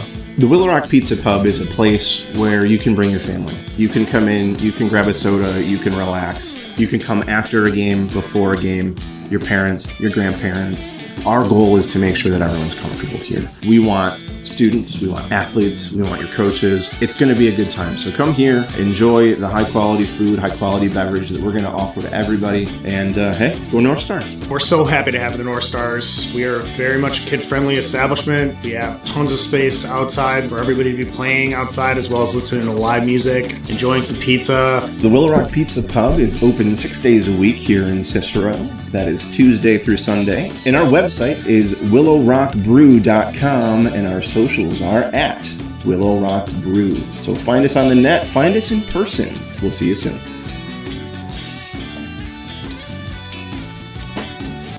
Welcome back here to Wake Up Call with Dan Tortora inside the Great Lakes Honda City Studios. Happy to be here with you, hanging out where sports truly meets that thing called life. It's my honor and my privilege to have my next guest here on the broadcast with me, and that is picture in picture here with Stafford Spreter, and appreciate having Stafford here on the show. Stafford is somebody that I met years ago when he was over at West Genesee, and he has been a longtime basketball coach in the Central and Upstate New York community. Somebody who's kept his word to me, been good to me, been positive, and just an awesome person to have in my life personally. And I wanted to find a way to get him back onto the show because it's been way too long, and he obliged me. So he is in nice weather, sitting by a pool. I love the look of this right now. So Stafford, how are you?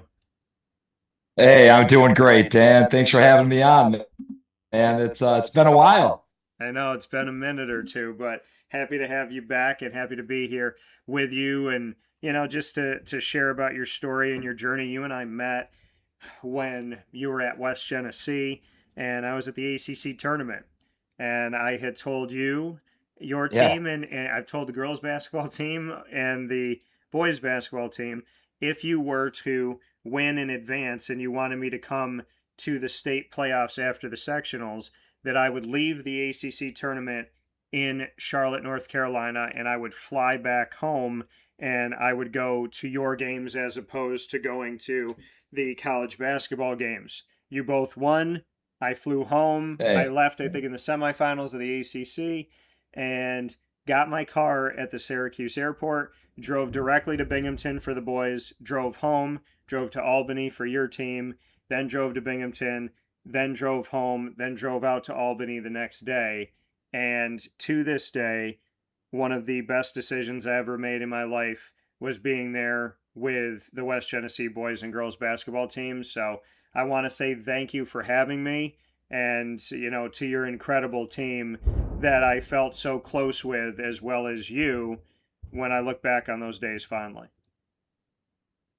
Hey, man, I think you got your priorities straight, and appreciate you making the trip back up and supporting us. It was pretty cool to see you, knowing where you were and what you had left to come and join us up in the Final Four. Those were some good days, man. That was you're bringing back some really good memories, man. Some times that I really appreciate that I had in my life, and good to reconnect with you here, man. Yeah, and since then, I'd love for you to share with everyone your journey after West Genny, after winning a sectional, going to a state title, just how everything has kind of gone on your road to where you are today. Yeah, well, I had a great run at West Genesee, but ever since I started there, it was just like I had the 1-year-old at home, and then we had twins a couple years into coaching, and I was teaching in Central Square, and I was living in Ballinsville, so it's kind of making that big triangle, and it was kind of like it was taking a toll on the family, and I just needed to be home more. So I took the opportunity to step down and go back to Central Square and take a little bit of I wouldn't say like a lesser role, but as the JV, I took a JV coaching job, and that allowed me more time with my family, and I still got to coach.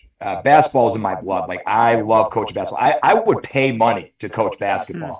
And so to be able to step down from West Genesee and move over and coach at the JV level, where you're still coaching real basketball, you're coaching kids that know how to play, and you're coaching the game. It's not like a modified or like watered down version of the game. Yeah. So I still get to have an impact, but also freed me up to spend some time with my family. And it's been great. It's been great. It's been like a great 4 years ever since I left West Genny. West Genny was awesome. I had a great 7 years. I grew so much as a person. I got to meet so many great people and great families that connections I still have with this day, including you. So it was a great chapter, and this next chapter has been equally as great for me and my family in our lives. When you talk about stepping away and doing something that's difficult, I mean, you love the sport of basketball, but you wanted to be around your family. You wanted to spend more time with your family, still keep basketball there, but you put your family first. You put that love and that appreciation and that passion, young kids, and being there with your wife and whatnot. Not everybody does that, and a lot of times we don't see that. So just what that decision was like for you. Was it a tough decision to say, hey, I love basketball, I'm going to stay in it, I'm going to be here at Central Square, we're going to do JV, but I need to step a little bit back here and put my family first? Was that ever a tough decision? Oh, we might have lost Stafford. It was definitely a hard decision because, oh, sorry about that. Do you have me back on? Yeah, I got you. So it was a hard decision, but it was one that I was confident in making because it's all about family. It's always family first. Like, I got to be here for my wife. I got to be here for my kids. That's my most important job in this world is to take care of them. And if I can't take care of them, then I'm not doing my job. So although it was hard to leave, because they had so many great relationships and great people up there that impacted me in such a positive way. It was the right thing to do. And it was really the only choice that I could make. And my buddy at the time, actually, he was coaching the JV team, and he actually kind of stepped down. Frank Friscia, who was kind of like one of my biggest mentors, him and Kevin Brazell up there in Central Square.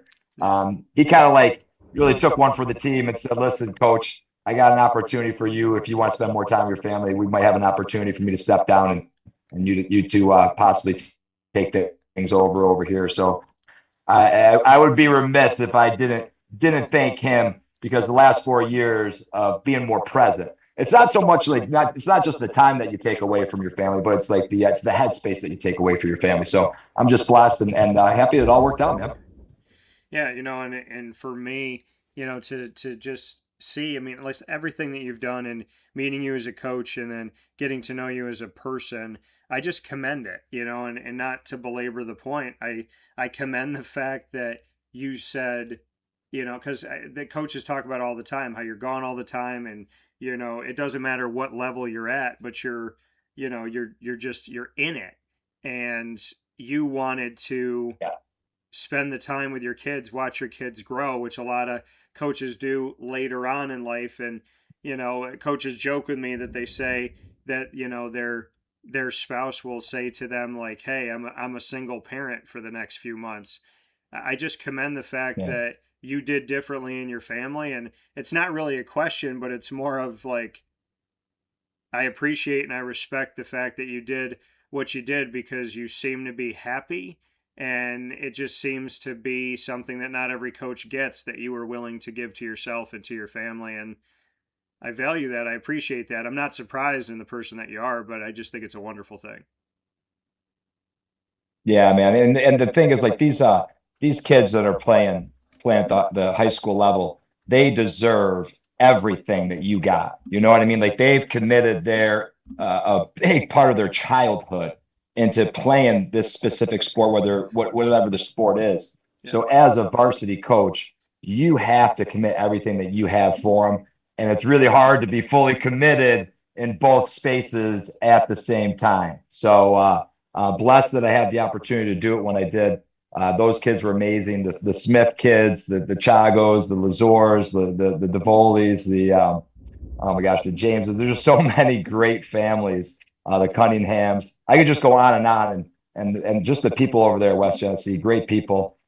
Just really, really blessed to have had that time, and blessed to be where I am right now in Central Square with the people that really have made me who I am, and the community that's made me who I am. So dude, life is good, man. Life is good. So let's get into Central Square, what it's like for you teaching, being, still connected to basketball with the JV world, and at the same time, being a husband and a father. What is this life grown to be for you, and just what this experience has been like for you at Central Square in multiple capacities as a teacher on the court and a teacher in the classroom?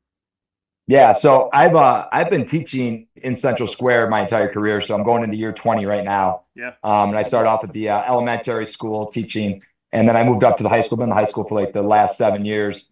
So I think like the relationship that I have with my students, I think, is first and foremost, and it's so cool to see kids as freshmen walk into the high school, and I'll call off their name off of my roster, and I'll look up and I'll see a kid that I remember from kindergarten class. That's probably like one of the coolest things about being up there, and then having an opportunity to coach and teach kids and get to know them at like and on a deeper level. It is really special to be in the school and to see how the kids are doing in school and be able to keep tabs on them during the day and coach them after school as well. So the transition from going, there to where I've always been, it's been able to help me to focus on the kids and to really have really strong relationships with them. There's so many different things, and you know them so well. How would you describe the JV world and JV life as sports continue to grow and blossom? And, here in 2026, as we see the evolution of a lot of different things that are happening in sports in general, the trickle down effect, what's JV life like today? So some things that like that stand out to me is it's not quite as high as I wouldn't say high stakes, but there's less pressure, and then for the kids there's less pressure. You know what I mean? It's not their if they didn't get as much playing time they want as a freshman, there's always their sophomore. If they didn't produce as well as they would like to as a sophomore, there's always their junior year. But as you get older and you get into your junior, your senior year, it's a little bit harder if things aren't going your way. So that just like that not being any pressure, that removes like a lot of the negativity that you might hear with coaching when you have like upset parents or upset players because things aren't going their way. A lot of that's not there. Also, like guys, like we're not playing for a sectional championship. Our focus is to have a great 3.5 months together. Yeah. Everybody for these 3.5 months, be all in together, and let's make this the best 3.5 months of our school year. And that's one thing Coach Brazel was telling me is like, Coach Brazel always wanted his program, all the players in his program, to look back at the girls basketball program as the best part of their high school career.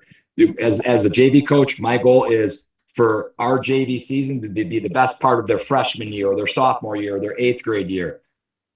And I want them to like buy all into one another. So like, as far as like the fundamentals of like coaching varsity and coaching JV, like the fundamentals are not different. It's all the same. Like you're trying to get your kids to buy into one another, to be their absolute best every single day, to not give up when things get hard, and to understand that they have to sacrifice for the good of the group, because no matter where you go in life, like you have to sacrifice for the good of the group. It's not all about you. And I think like developing all those traits without it's the last chance or like the added pressure of what you see at like the junior years in the varsity level. It's really just a wholesome experience. I don't think I've ever been so happy coaching as I am coaching this particular age group. It's I'm not saying I wasn't happy before. It's just, this is a very, very positive overall coaching at the JV level. Going off of that, fundamentals are important to me. What is the best, and I grew up playing basketball, what is the best, in your opinion, the best fundamental to learn? What is like that one thing that you just think builds a championship team? Oh my gosh, man, that's a great question, Dan. There's just so many, right? There's so many different things you need to do to be successful. On the offensive side of the ball, it's got to be playing off of 2 feet. If you look at Jalen Brunson this year. All right, 6'2", not the fastest guy, not the best at anything, except he's probably the best player in the NBA playing off of 2 feet. And if you can go full speed and then stop on a dime and then move off of that, that is a huge skill to have, because like everybody, you got to get to the paint, man. Like if you're going to be, if your team's going to be good, you got to get the ball to the paint. Whether you're passing to your center or you're driving it off the dribble, like you got to get the ball to the paint. So, but when you get it there, if you're going off 1 foot, and you're out of control because you can't come to a stop, and make a good decision, it's useless. So I think playing off of 2 feet is the number one offensive skill. And then defensively, it's so hard, but there's so many things to choose from, but it's got to be stance, right? And a part of stance is, being on your toes in your position, and having good vision. I think that's all a part of stance. If you're in a stance with your hands up and you're in the right spot, it's going to be hard for the other team to score on your team if everybody's in a good stance. So I would say stance and playing off of 2 feet offensively. Yeah, and when you say playing off of 2 feet, to go a little bit deeper into that, someone who doesn't know anything about basketball, what does that really truly mean to play off of 2 feet? Yeah.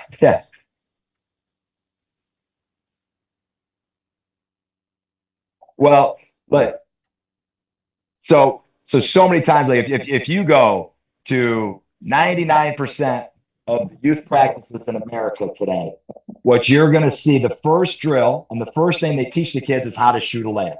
It's the way you were taught, it's the way I was taught. So like just generally, we all kind of like teach what we know, teach what we were taught. Yeah. So every kid is going off of 1 foot. That's the first thing you teach. Run and don't stop and run off of 1 foot and shoot a layup. Yeah. So all kids get really good at like using speed and jumping off of 1 foot. But the problem is, if you're getting to the basket and you don't know how to stop and all you can do is go off of 1 foot, is now you have to make a bad decision, a rush decision, or you have no decision. Yeah. So if we can get to the basket at full speed and then stop and make a good decision, and use your pivot, right? Yeah, use your pivot, use your ball fakes, use your eye fakes. It's going to make you asset to your team, because now your team's going to get better shots, and your coach is going to be happy. And if your coach is happy, you're going to play more. Your parents are going to be happy. Everybody's going to be happy. And then you're probably going to go out to ice cream afterwards. In the NBA, how many pivot feet do you think they have?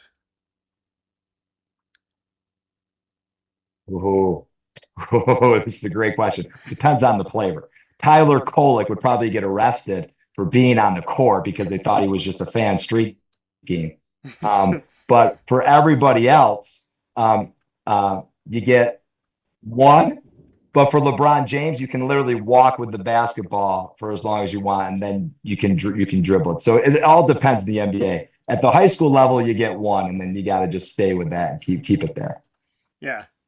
I think LeBron has about 7 feet. I think he uses them all. But my thoughts to you as we look at your journey and we look at fundamentals, we look at have you seen the videos where like he literally catches the ball and walks?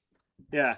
And he does like 1, 2, 3, 4, 5 steps and then lays the ball in, and I'm like, what is happening right now? Yeah, yes. In what world is this? The double Euro step.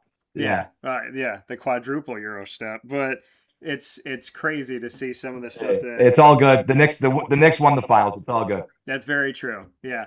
And the Nova Knicks won it. So looking at coaching for you. Oh my gosh, how cool is that? Yeah, it's been wonderful. I mean, listen, to look at the fact that the Villanova Wildcats had all 3 of them.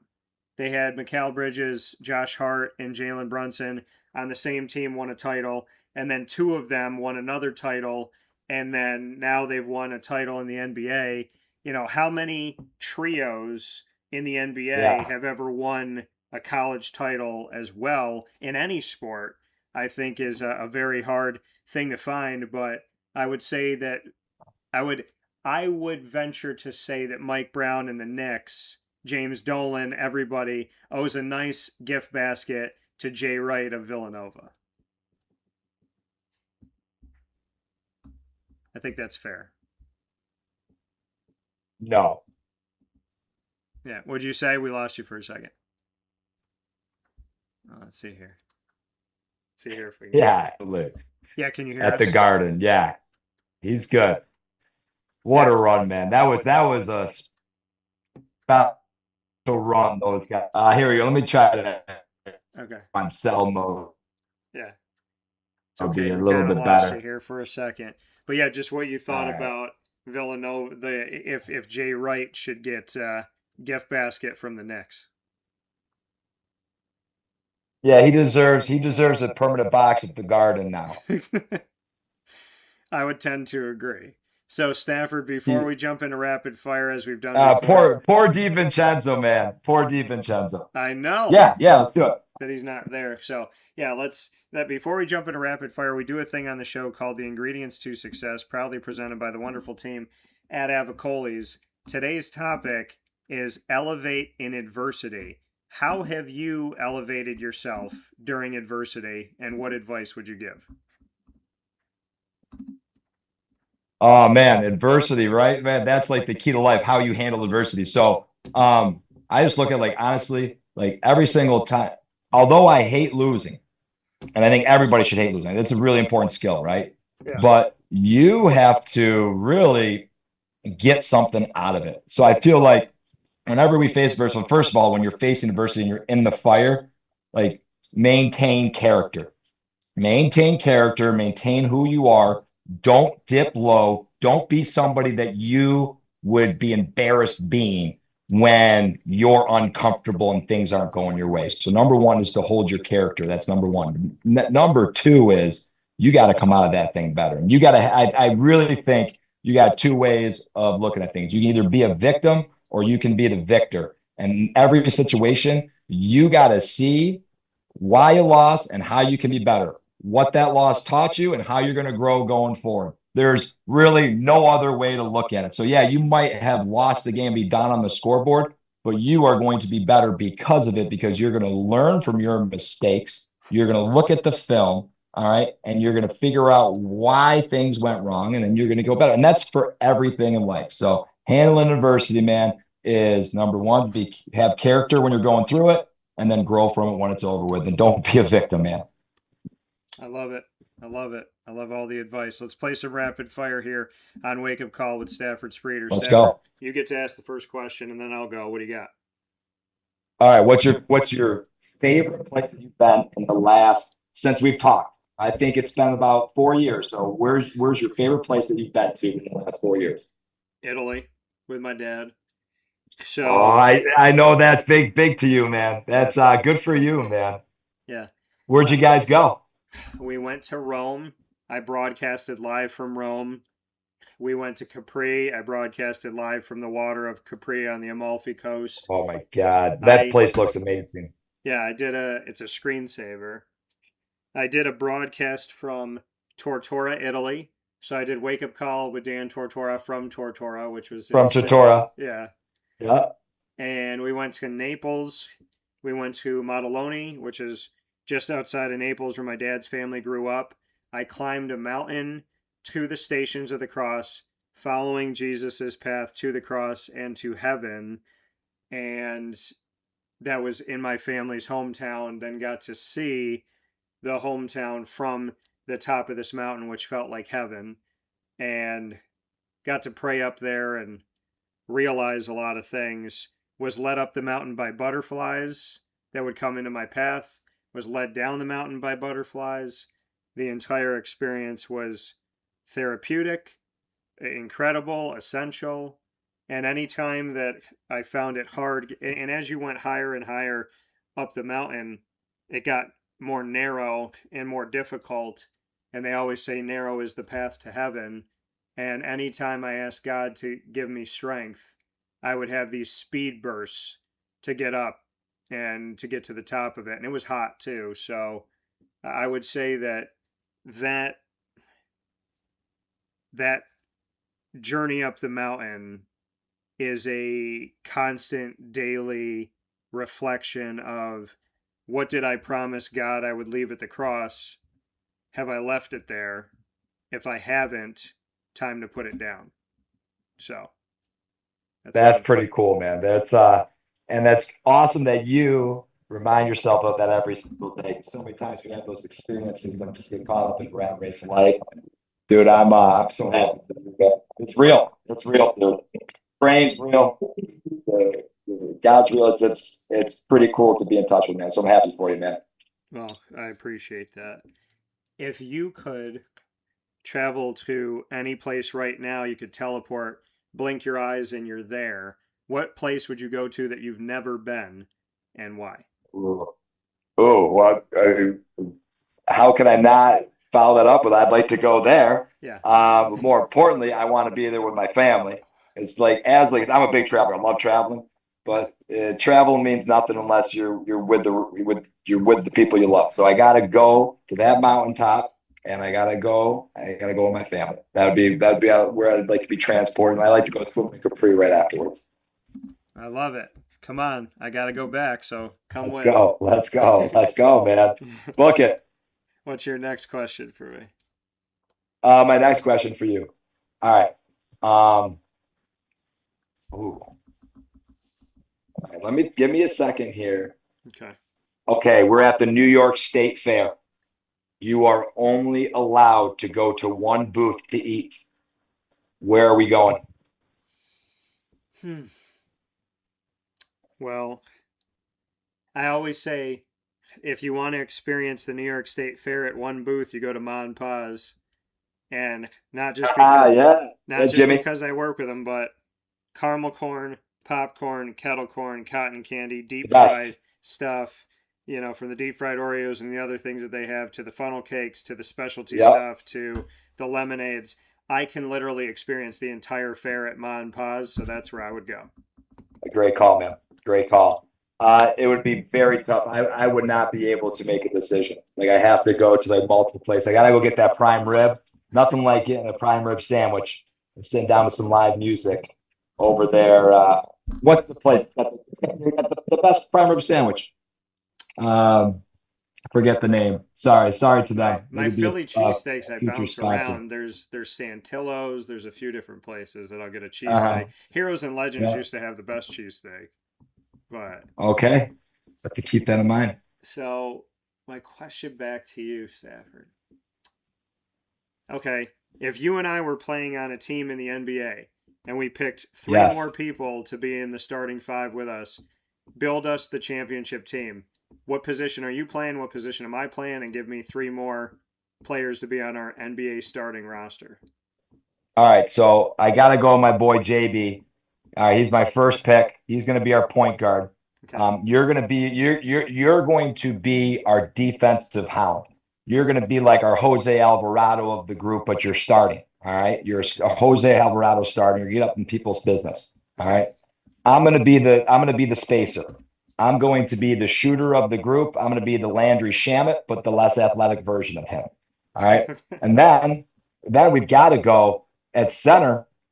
Listen, I can't believe I'm saying this right now, but I'm going to say it. We got to go with Karl Anthony Towns because that guy decided he was going to play defense this year. And with his ability to stretch the floor and space it out for guys like you that can get to the rim, that's going to be very helpful. Okay. And then the last piece to the puzzle to round out our starting five, we got to get somebody who is a dog on defense, can shoot. OG Anunoby. I know I could have gone with a lot of different players and anybody, but I feel like those three guys are who you need to build around for an NBA championship team. Although I need to get subbed out real quick for Josh Hart.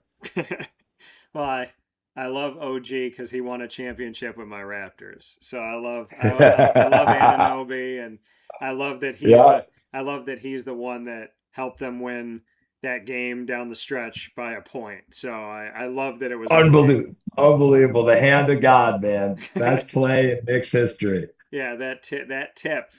That was one of the most amazing things I've ever seen in my life. Unbelievable, man. From the OG of OGs. What's your last question for me, Stafford? My last question for you, my man, is how are you going to bless this world in the next year?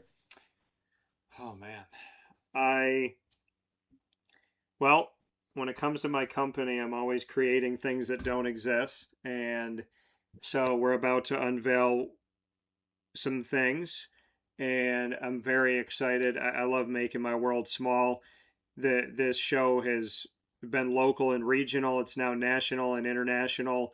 So covering what I cover, continuing to build relationships, to network, to expand, to bring people God in a very open and comforting and real way. I would say the most important thing that I could do is share God with other people.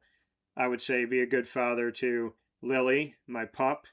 I would say to hopefully have the family that God intended me to have, and for that to go beyond my wildest dreams. So to lean into love, to not be afraid, and to be strong in my faith and my belief in myself, to leave my past in the past, and to love wholeheartedly, and to give my all, and trust that my partner will refill that tank once that tank is used.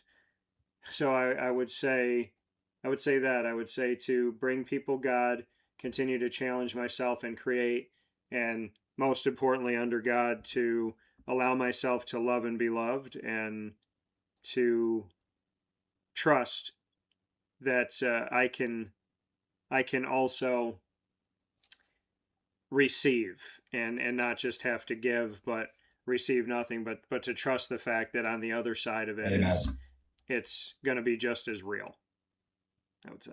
Amen, man. Well, God bless you in that pursuit, man. That's very noble, and I think we need more of that. Well, thank you. My last question for you, Stafford. If you could say anything, if you could say 3 things to your wife that you'd want her to know beyond everything else, if it's like, if this was like you're on a beach, you're renewing your vows, and you're going to say 3 things to her, what would you say? Thank you for being the light of my life. Thank you for being just an amazing mother. And I will do better at being on time. I promise you I will work on that, darling. I love that. So thank you for She's awesome, man. She's the best, man. She's great, man. She holds it down. Been holding it down for 11 years, man. Thank you for being the light of my life. Thank you for being a great mother.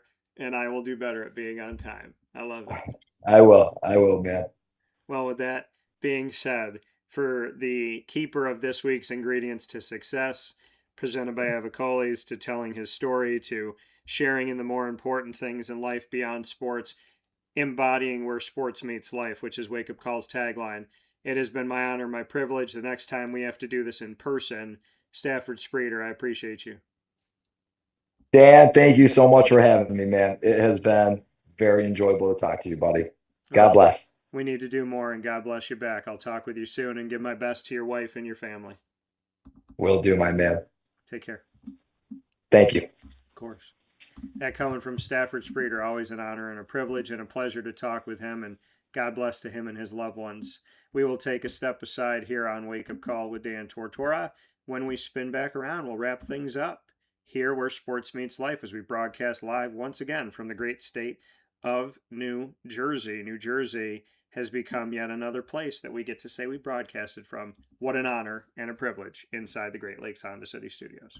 Hi, this is Gina Husted. I'm part owner of Skippy's Ice Cream. The other half is my better half, Don Husted Jr. When somebody comes up to the truck and it's a family, it's nice that the older generation is nostalgic and they can tell the younger generation, back in my day, we used to have the truck around our neighborhood. So now you're lucky because the truck can come to your party, and you're lucky that this truck is at a festival and you're getting to buy the ice cream. And basically we're ice cream that comes to you now, specifically comes to you, not for you waiting for us. We're coming to you. We will do neighborhoods if you have a block party. We do birthdays, we do anniversaries, we do celebrations of life, we do wedding showers, we do festivals, we'll do corporate events, we have a lot of corporate picnics, we have family reunions, so it's a whole wide range of whatever party you have, we'd love to be at. We're so appreciative of the community, always coming up up to us at festivals and calling us to have different events. We have a lot of return customers. We always have people coming up to our truck. We're always there for the community. We always try to give back to different organizations and fundraisers. And so I think the community sees that. We like to give back to them. This is where we live. This is where we were raised. This is where our kids were raised. So the community is very special to us. I mean, obviously we've lived here our whole lives. So it means a lot that they come up to our truck and that they choose us, because we're just there to please the community and deal with as many people as we can in this community, because this is, like I said, where we were born and raised. If you'd like to get in touch with Skippy's Ice Cream and have us at your next event, I would suggest using our email, skipthecake, skipthecake, skipthecake@gmail.com. That's the fastest way to get a hold of us. It's the easiest way to get a hold of us, and that's going to get the fastest response from us. If you choose to call, if you don't have an email, then you can call 315-456-9750, and we'll be glad to get back to you as soon as we can. Skippy's Ice Cream, the original ice cream truck.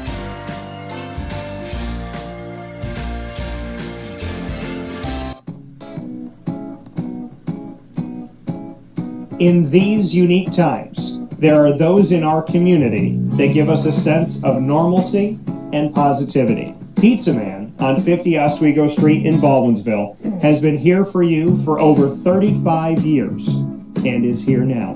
Call 315-638-1234 or order online at pizzamanbville.com to bring those familiar tastes into your home. And remember to come see our monthly on-site broadcasts centered around the community and our Baldwinsville Bees. Pizza Man in Baldwinsville. Any way you slice it, they are always here for you.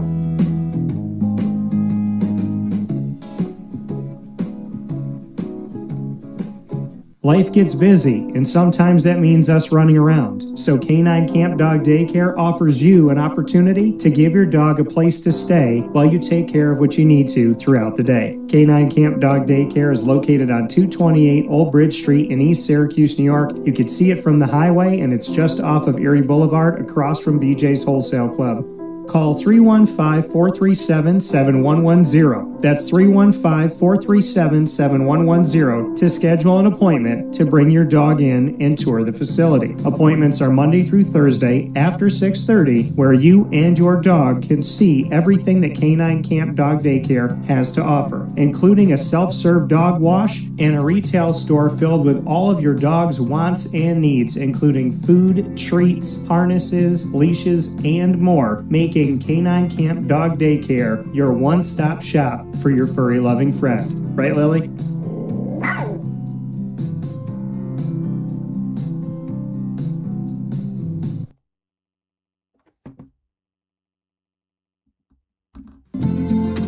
Looking for your next ride? Look no further than Great Lakes Honda City, located on 7140 Henry Clay Boulevard in Liverpool, New York. Serving our community for decades, their new and pre-owned vast array of vehicles are available to you Monday through Saturday on site. To search from home, shop at GreatLakesHondaCity.com. Call 315-365-5576 to set up an appointment. That's 315-365-5576 for Great Lakes Honda City, 7140 Henry Clay Boulevard in Liverpool, New York. Great cars, great people, Great Lakes.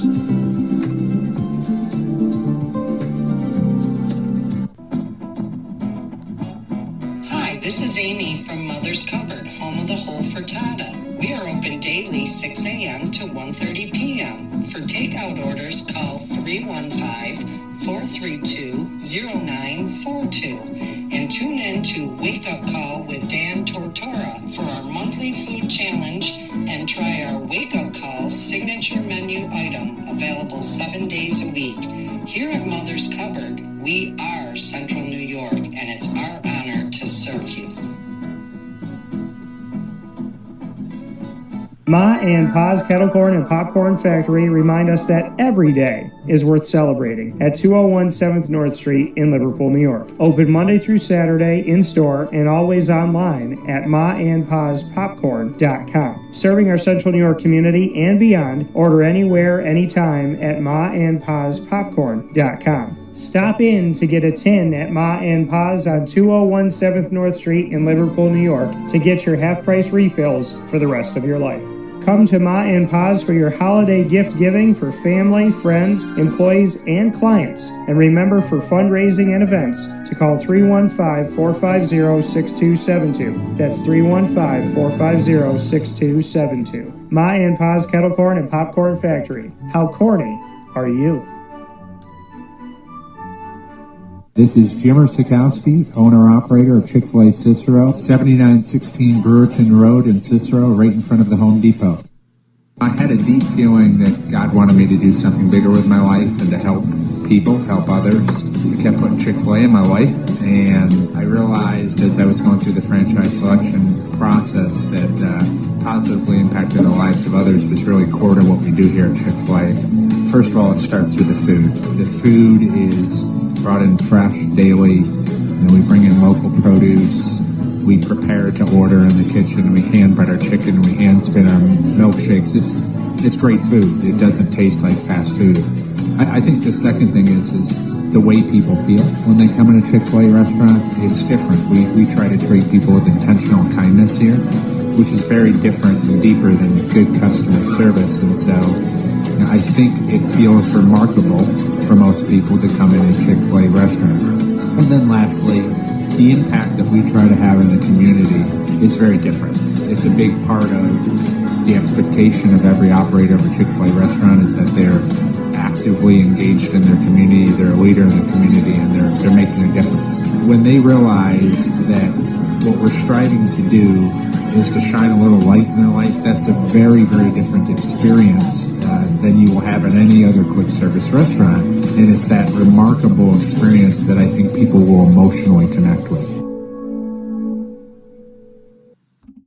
Avicolli's restaurant, located on 7839 Oswego Road in Liverpool, New York, has been serving our community for decades. Your place to go for home cooking on the corner of Route 57 and Wetzel Road is just minutes from Liverpool High School. And every single month, Wake Up Call with Dan Tortora is on site, on location, with Liverpool sports, student athletes, coaches, and administration telling their stories throughout the year. We look forward to seeing you on site at Avicolli's for their casual pizza side, their fine dining, as well as their bar. And of course, you can order online at myavicollis.com. That's myavicollis.com. For takeout, delivery, and catering, call 315-622-5100. That's 315-622-5100. Come on in to the neighborhood spot Avicolli's, open 7 days a week in Liverpool, New York.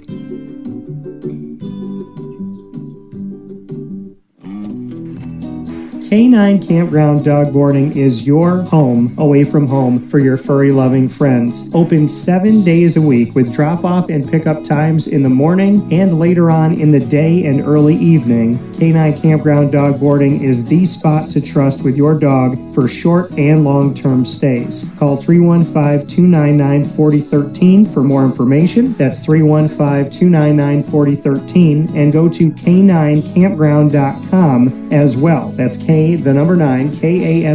ground.com, where you will find all of the information on their different cabins, which include the classic cabin, executive cabin, grand cabin, and luxury cabin.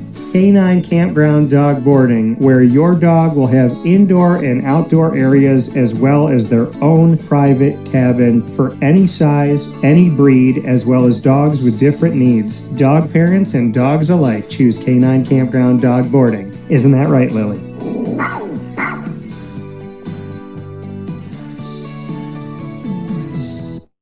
Hello, this is Dylan Husted, the owner of the Baked Potato Express. We do mostly big festivals or big corporate like private events. Typically just big festivals such as like Taste of Syracuse, a food truck battle, Battle of the Wings. I do the state fair. They're ordering from a fresh food truck that is making real food and happy to make it and wants them to enjoy every bite. We season every potato before they go in the oven, and then they bake for an hour, and when they come out, we season them again after we cut them. We use real butter, real cheese, real ingredients, so it's all really good food, and people people love it. We have a lot of returning customers and regulars that we see very often. The customers really make a big impact, and this is a big food truck community. The events here are super busy. It's like in my blood. I like building things and creating stuff that people love, and me and my friends are the ones that run the truck, so it's kind of, we keep it's a tight circle in there, and we have like a family sort of oriented truck, and it's a lot of fun, and we have a good time doing it, and people love our food, so it ends up making it well for everybody. You can contact the Baked Potato Express at thebakedpotatoexpress@gmail.com or the Baked Potato Express on Instagram or TikTok. We are very happy to be partnered up with Wake Up Call with Dan Tortora as the exclusive sponsor of the Annoying Moment of the Week. And be sure to try DT's baked potato creation at all of our food trucks. The Baked Potato Express. Let's get baked. Looking for your next ride? Look no further than Great Lakes Honda City, located on 7140 Henry Clay Boulevard in Liverpool, New York. Serving our community for decades, their new and pre-owned vast array of vehicles are available to you Monday through Saturday on site. To search from home, shop at GreatLakesHondaCity.com. Call 315-365-5576 to set up an appointment. That's 315-365-5576 for Great Lakes Honda City, 7140 Henry Clay Boulevard in Liverpool, New York. Great cars, great people, Great Lakes.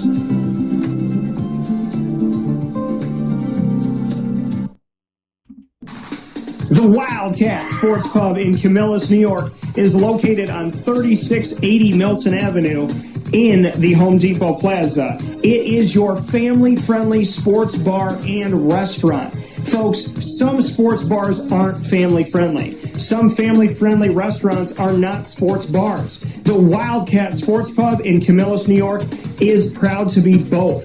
It is that marriage that you've been looking for years. The Wildcat Sports Pub is your home base for your sports bar and restaurant needs, games for the kids, indoor and outdoor activities, and enough things on the menu to come back every single week and get to try something new. They're open Sundays from noon to 8 p.m., Monday through Wednesday, 11 a.m. to 11 p.m., and Thursday through Saturday from 11 a.m. to midnight. For reservations and party information, call 315-487-2222 for the Wildcat family-friendly sports pub and restaurant.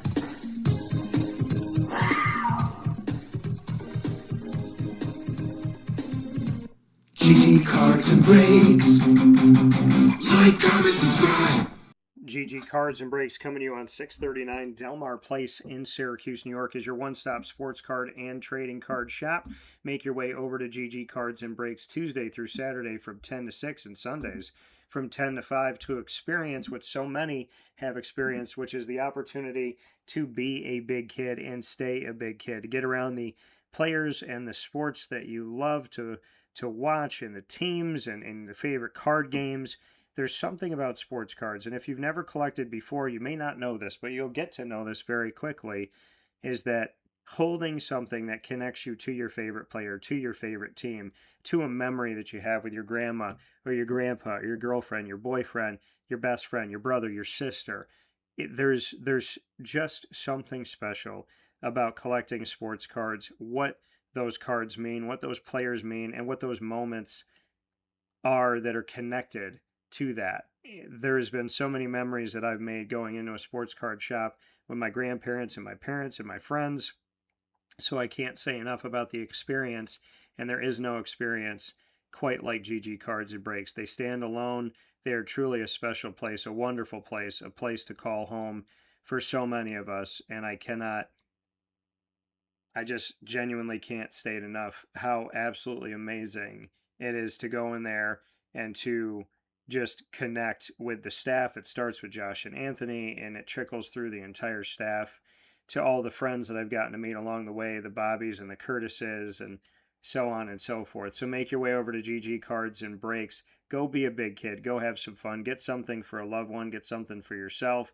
There's nothing like opening a pack or a box of cards not knowing what you're going to get, as well as going and looking through their many display cases that have only expanded and included more, where you could find something special of a player or a character that you love. They have Disney Lorcana, Yu-Gi-Oh!, Magic the Gathering, Pokemon, One Piece, and more on top of all the sports cards that they have, and everything is while supplies last. So get into GG Cards and Breaks today before you miss out on something to bring in and have in your collection. With that being said, here on Wake Up Call with Dan Tortora, I also want to give a very special thanks to the wonderful team at Chick-fil-A in DeWitt on the corner of Bridge Street and Erie Boulevard. They are about to celebrate their 1-year anniversary. I can't believe it's been a year, but I'm very excited for what's coming up here in August for Chick-fil-A in DeWitt. They have been a great addition to our community, the biggest Chick-fil-A I've ever seen in my life on the corner of Bridge Street and Erie Boulevard. Go and visit them today. Let them know that DT sent you their way. Of course, they have all the favorites that you love so very much, as well as bringing you the nostalgia, which involves them having these amazing creations like the pineapple dragon fruit drinks to the honey pimento chicken sandwich that they have on site that's brought back for a limited time only. So many great things at Chick-fil-A in DeWitt, from those seasonal favorites to the favorites that you have all the time on the menu. Whether you're an original, spicy, or grilled fan, you can all go to Chick-fil-A in DeWitt. The double drive-through, the massive parking lot, the massive dining area, and of course you can order on the app and get perks as always. So make sure you head out to Chick-fil-A in DeWitt today on the corner of Bridge Street and Erie Boulevard and let them know that DT sent you. I appreciate it, and so do they. With that being said, here on Wake Up Call with Dan Tortora inside the Great Lakes Honda City Studios, I want to thank you for being a part of the show today, and I want to thank my absolutely, positively incredible guests that I've had the opportunity and the privilege of talking with today inside of ModandPausPopcorn.com's What's Poppin', giving you the list of topics and guests for this broadcast, speaking with Brad Walker and our newest edition of the Commissioner Corner, spotlighting the America East, to going to our exclusive multimedia marketing partnership with Binghamton University and celebrating the comeback and the hopeful, amazing season that will be for the wonderful Brooke Herber, to getting to one of my favorite coaches I have ever met in this grand scheme of things, that being Stafford Spreter, and of course the ingredients to success, proudly presented by the wonderful team at Avicolli's. We are up and down the East Coast, the Midwest, the West Coast, and all around the globe on YouTube.com and Facebook.com, both /WakeUpCallDT, and on WakeUpCallDT.podbean.com. So however you're connected with the show, I thank you for being here with us, where sports meets life, and on WakeUpCallDT.mixlr.com. Once the shows go live, they jump into the archive on Amazon Music, Audible, iHeartRadio, iTunes, and Apple Podcasts, Player FM, Podbean, Podchaser.com, Podvine, Spotify, TuneIn, and YouTube. All you have to do is search Wake Up Call with Dan Tortora, or one word, Wake Up Call DT. Many thanks to our incredible team of partners in Central and Upstate New York. Make sure to visit and give to the wonderful Great Lakes Honda City, the Wildcat Sports Pub, GG Cards and Breaks, Ma and Pa's, the snack capital of the world, with the Baked Potato Express, Gray's Craze at Clay, New York, Skippy's Ice Cream, Canine Camp Dog Daycare, Pizza Man Game Point Sports Complex, Chick-fil-A Cicero, Avicolli's Canine Campground Dog Boarding, Chick-fil-A in DeWitt, Willow Rock Brewing Company and the Willow Rock Pizza Pub, Mother's Cupboard, and of course we are the exclusive multimedia marketing partner of your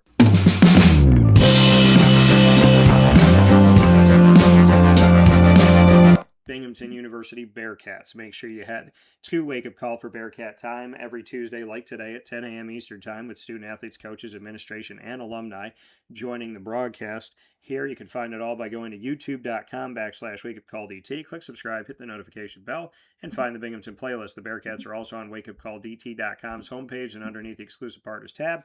For more information on your incredible student athletes, coaches, administration, alumni, and more from Binghamton University, go to BinghamtonBearcats.com and go Bearcats.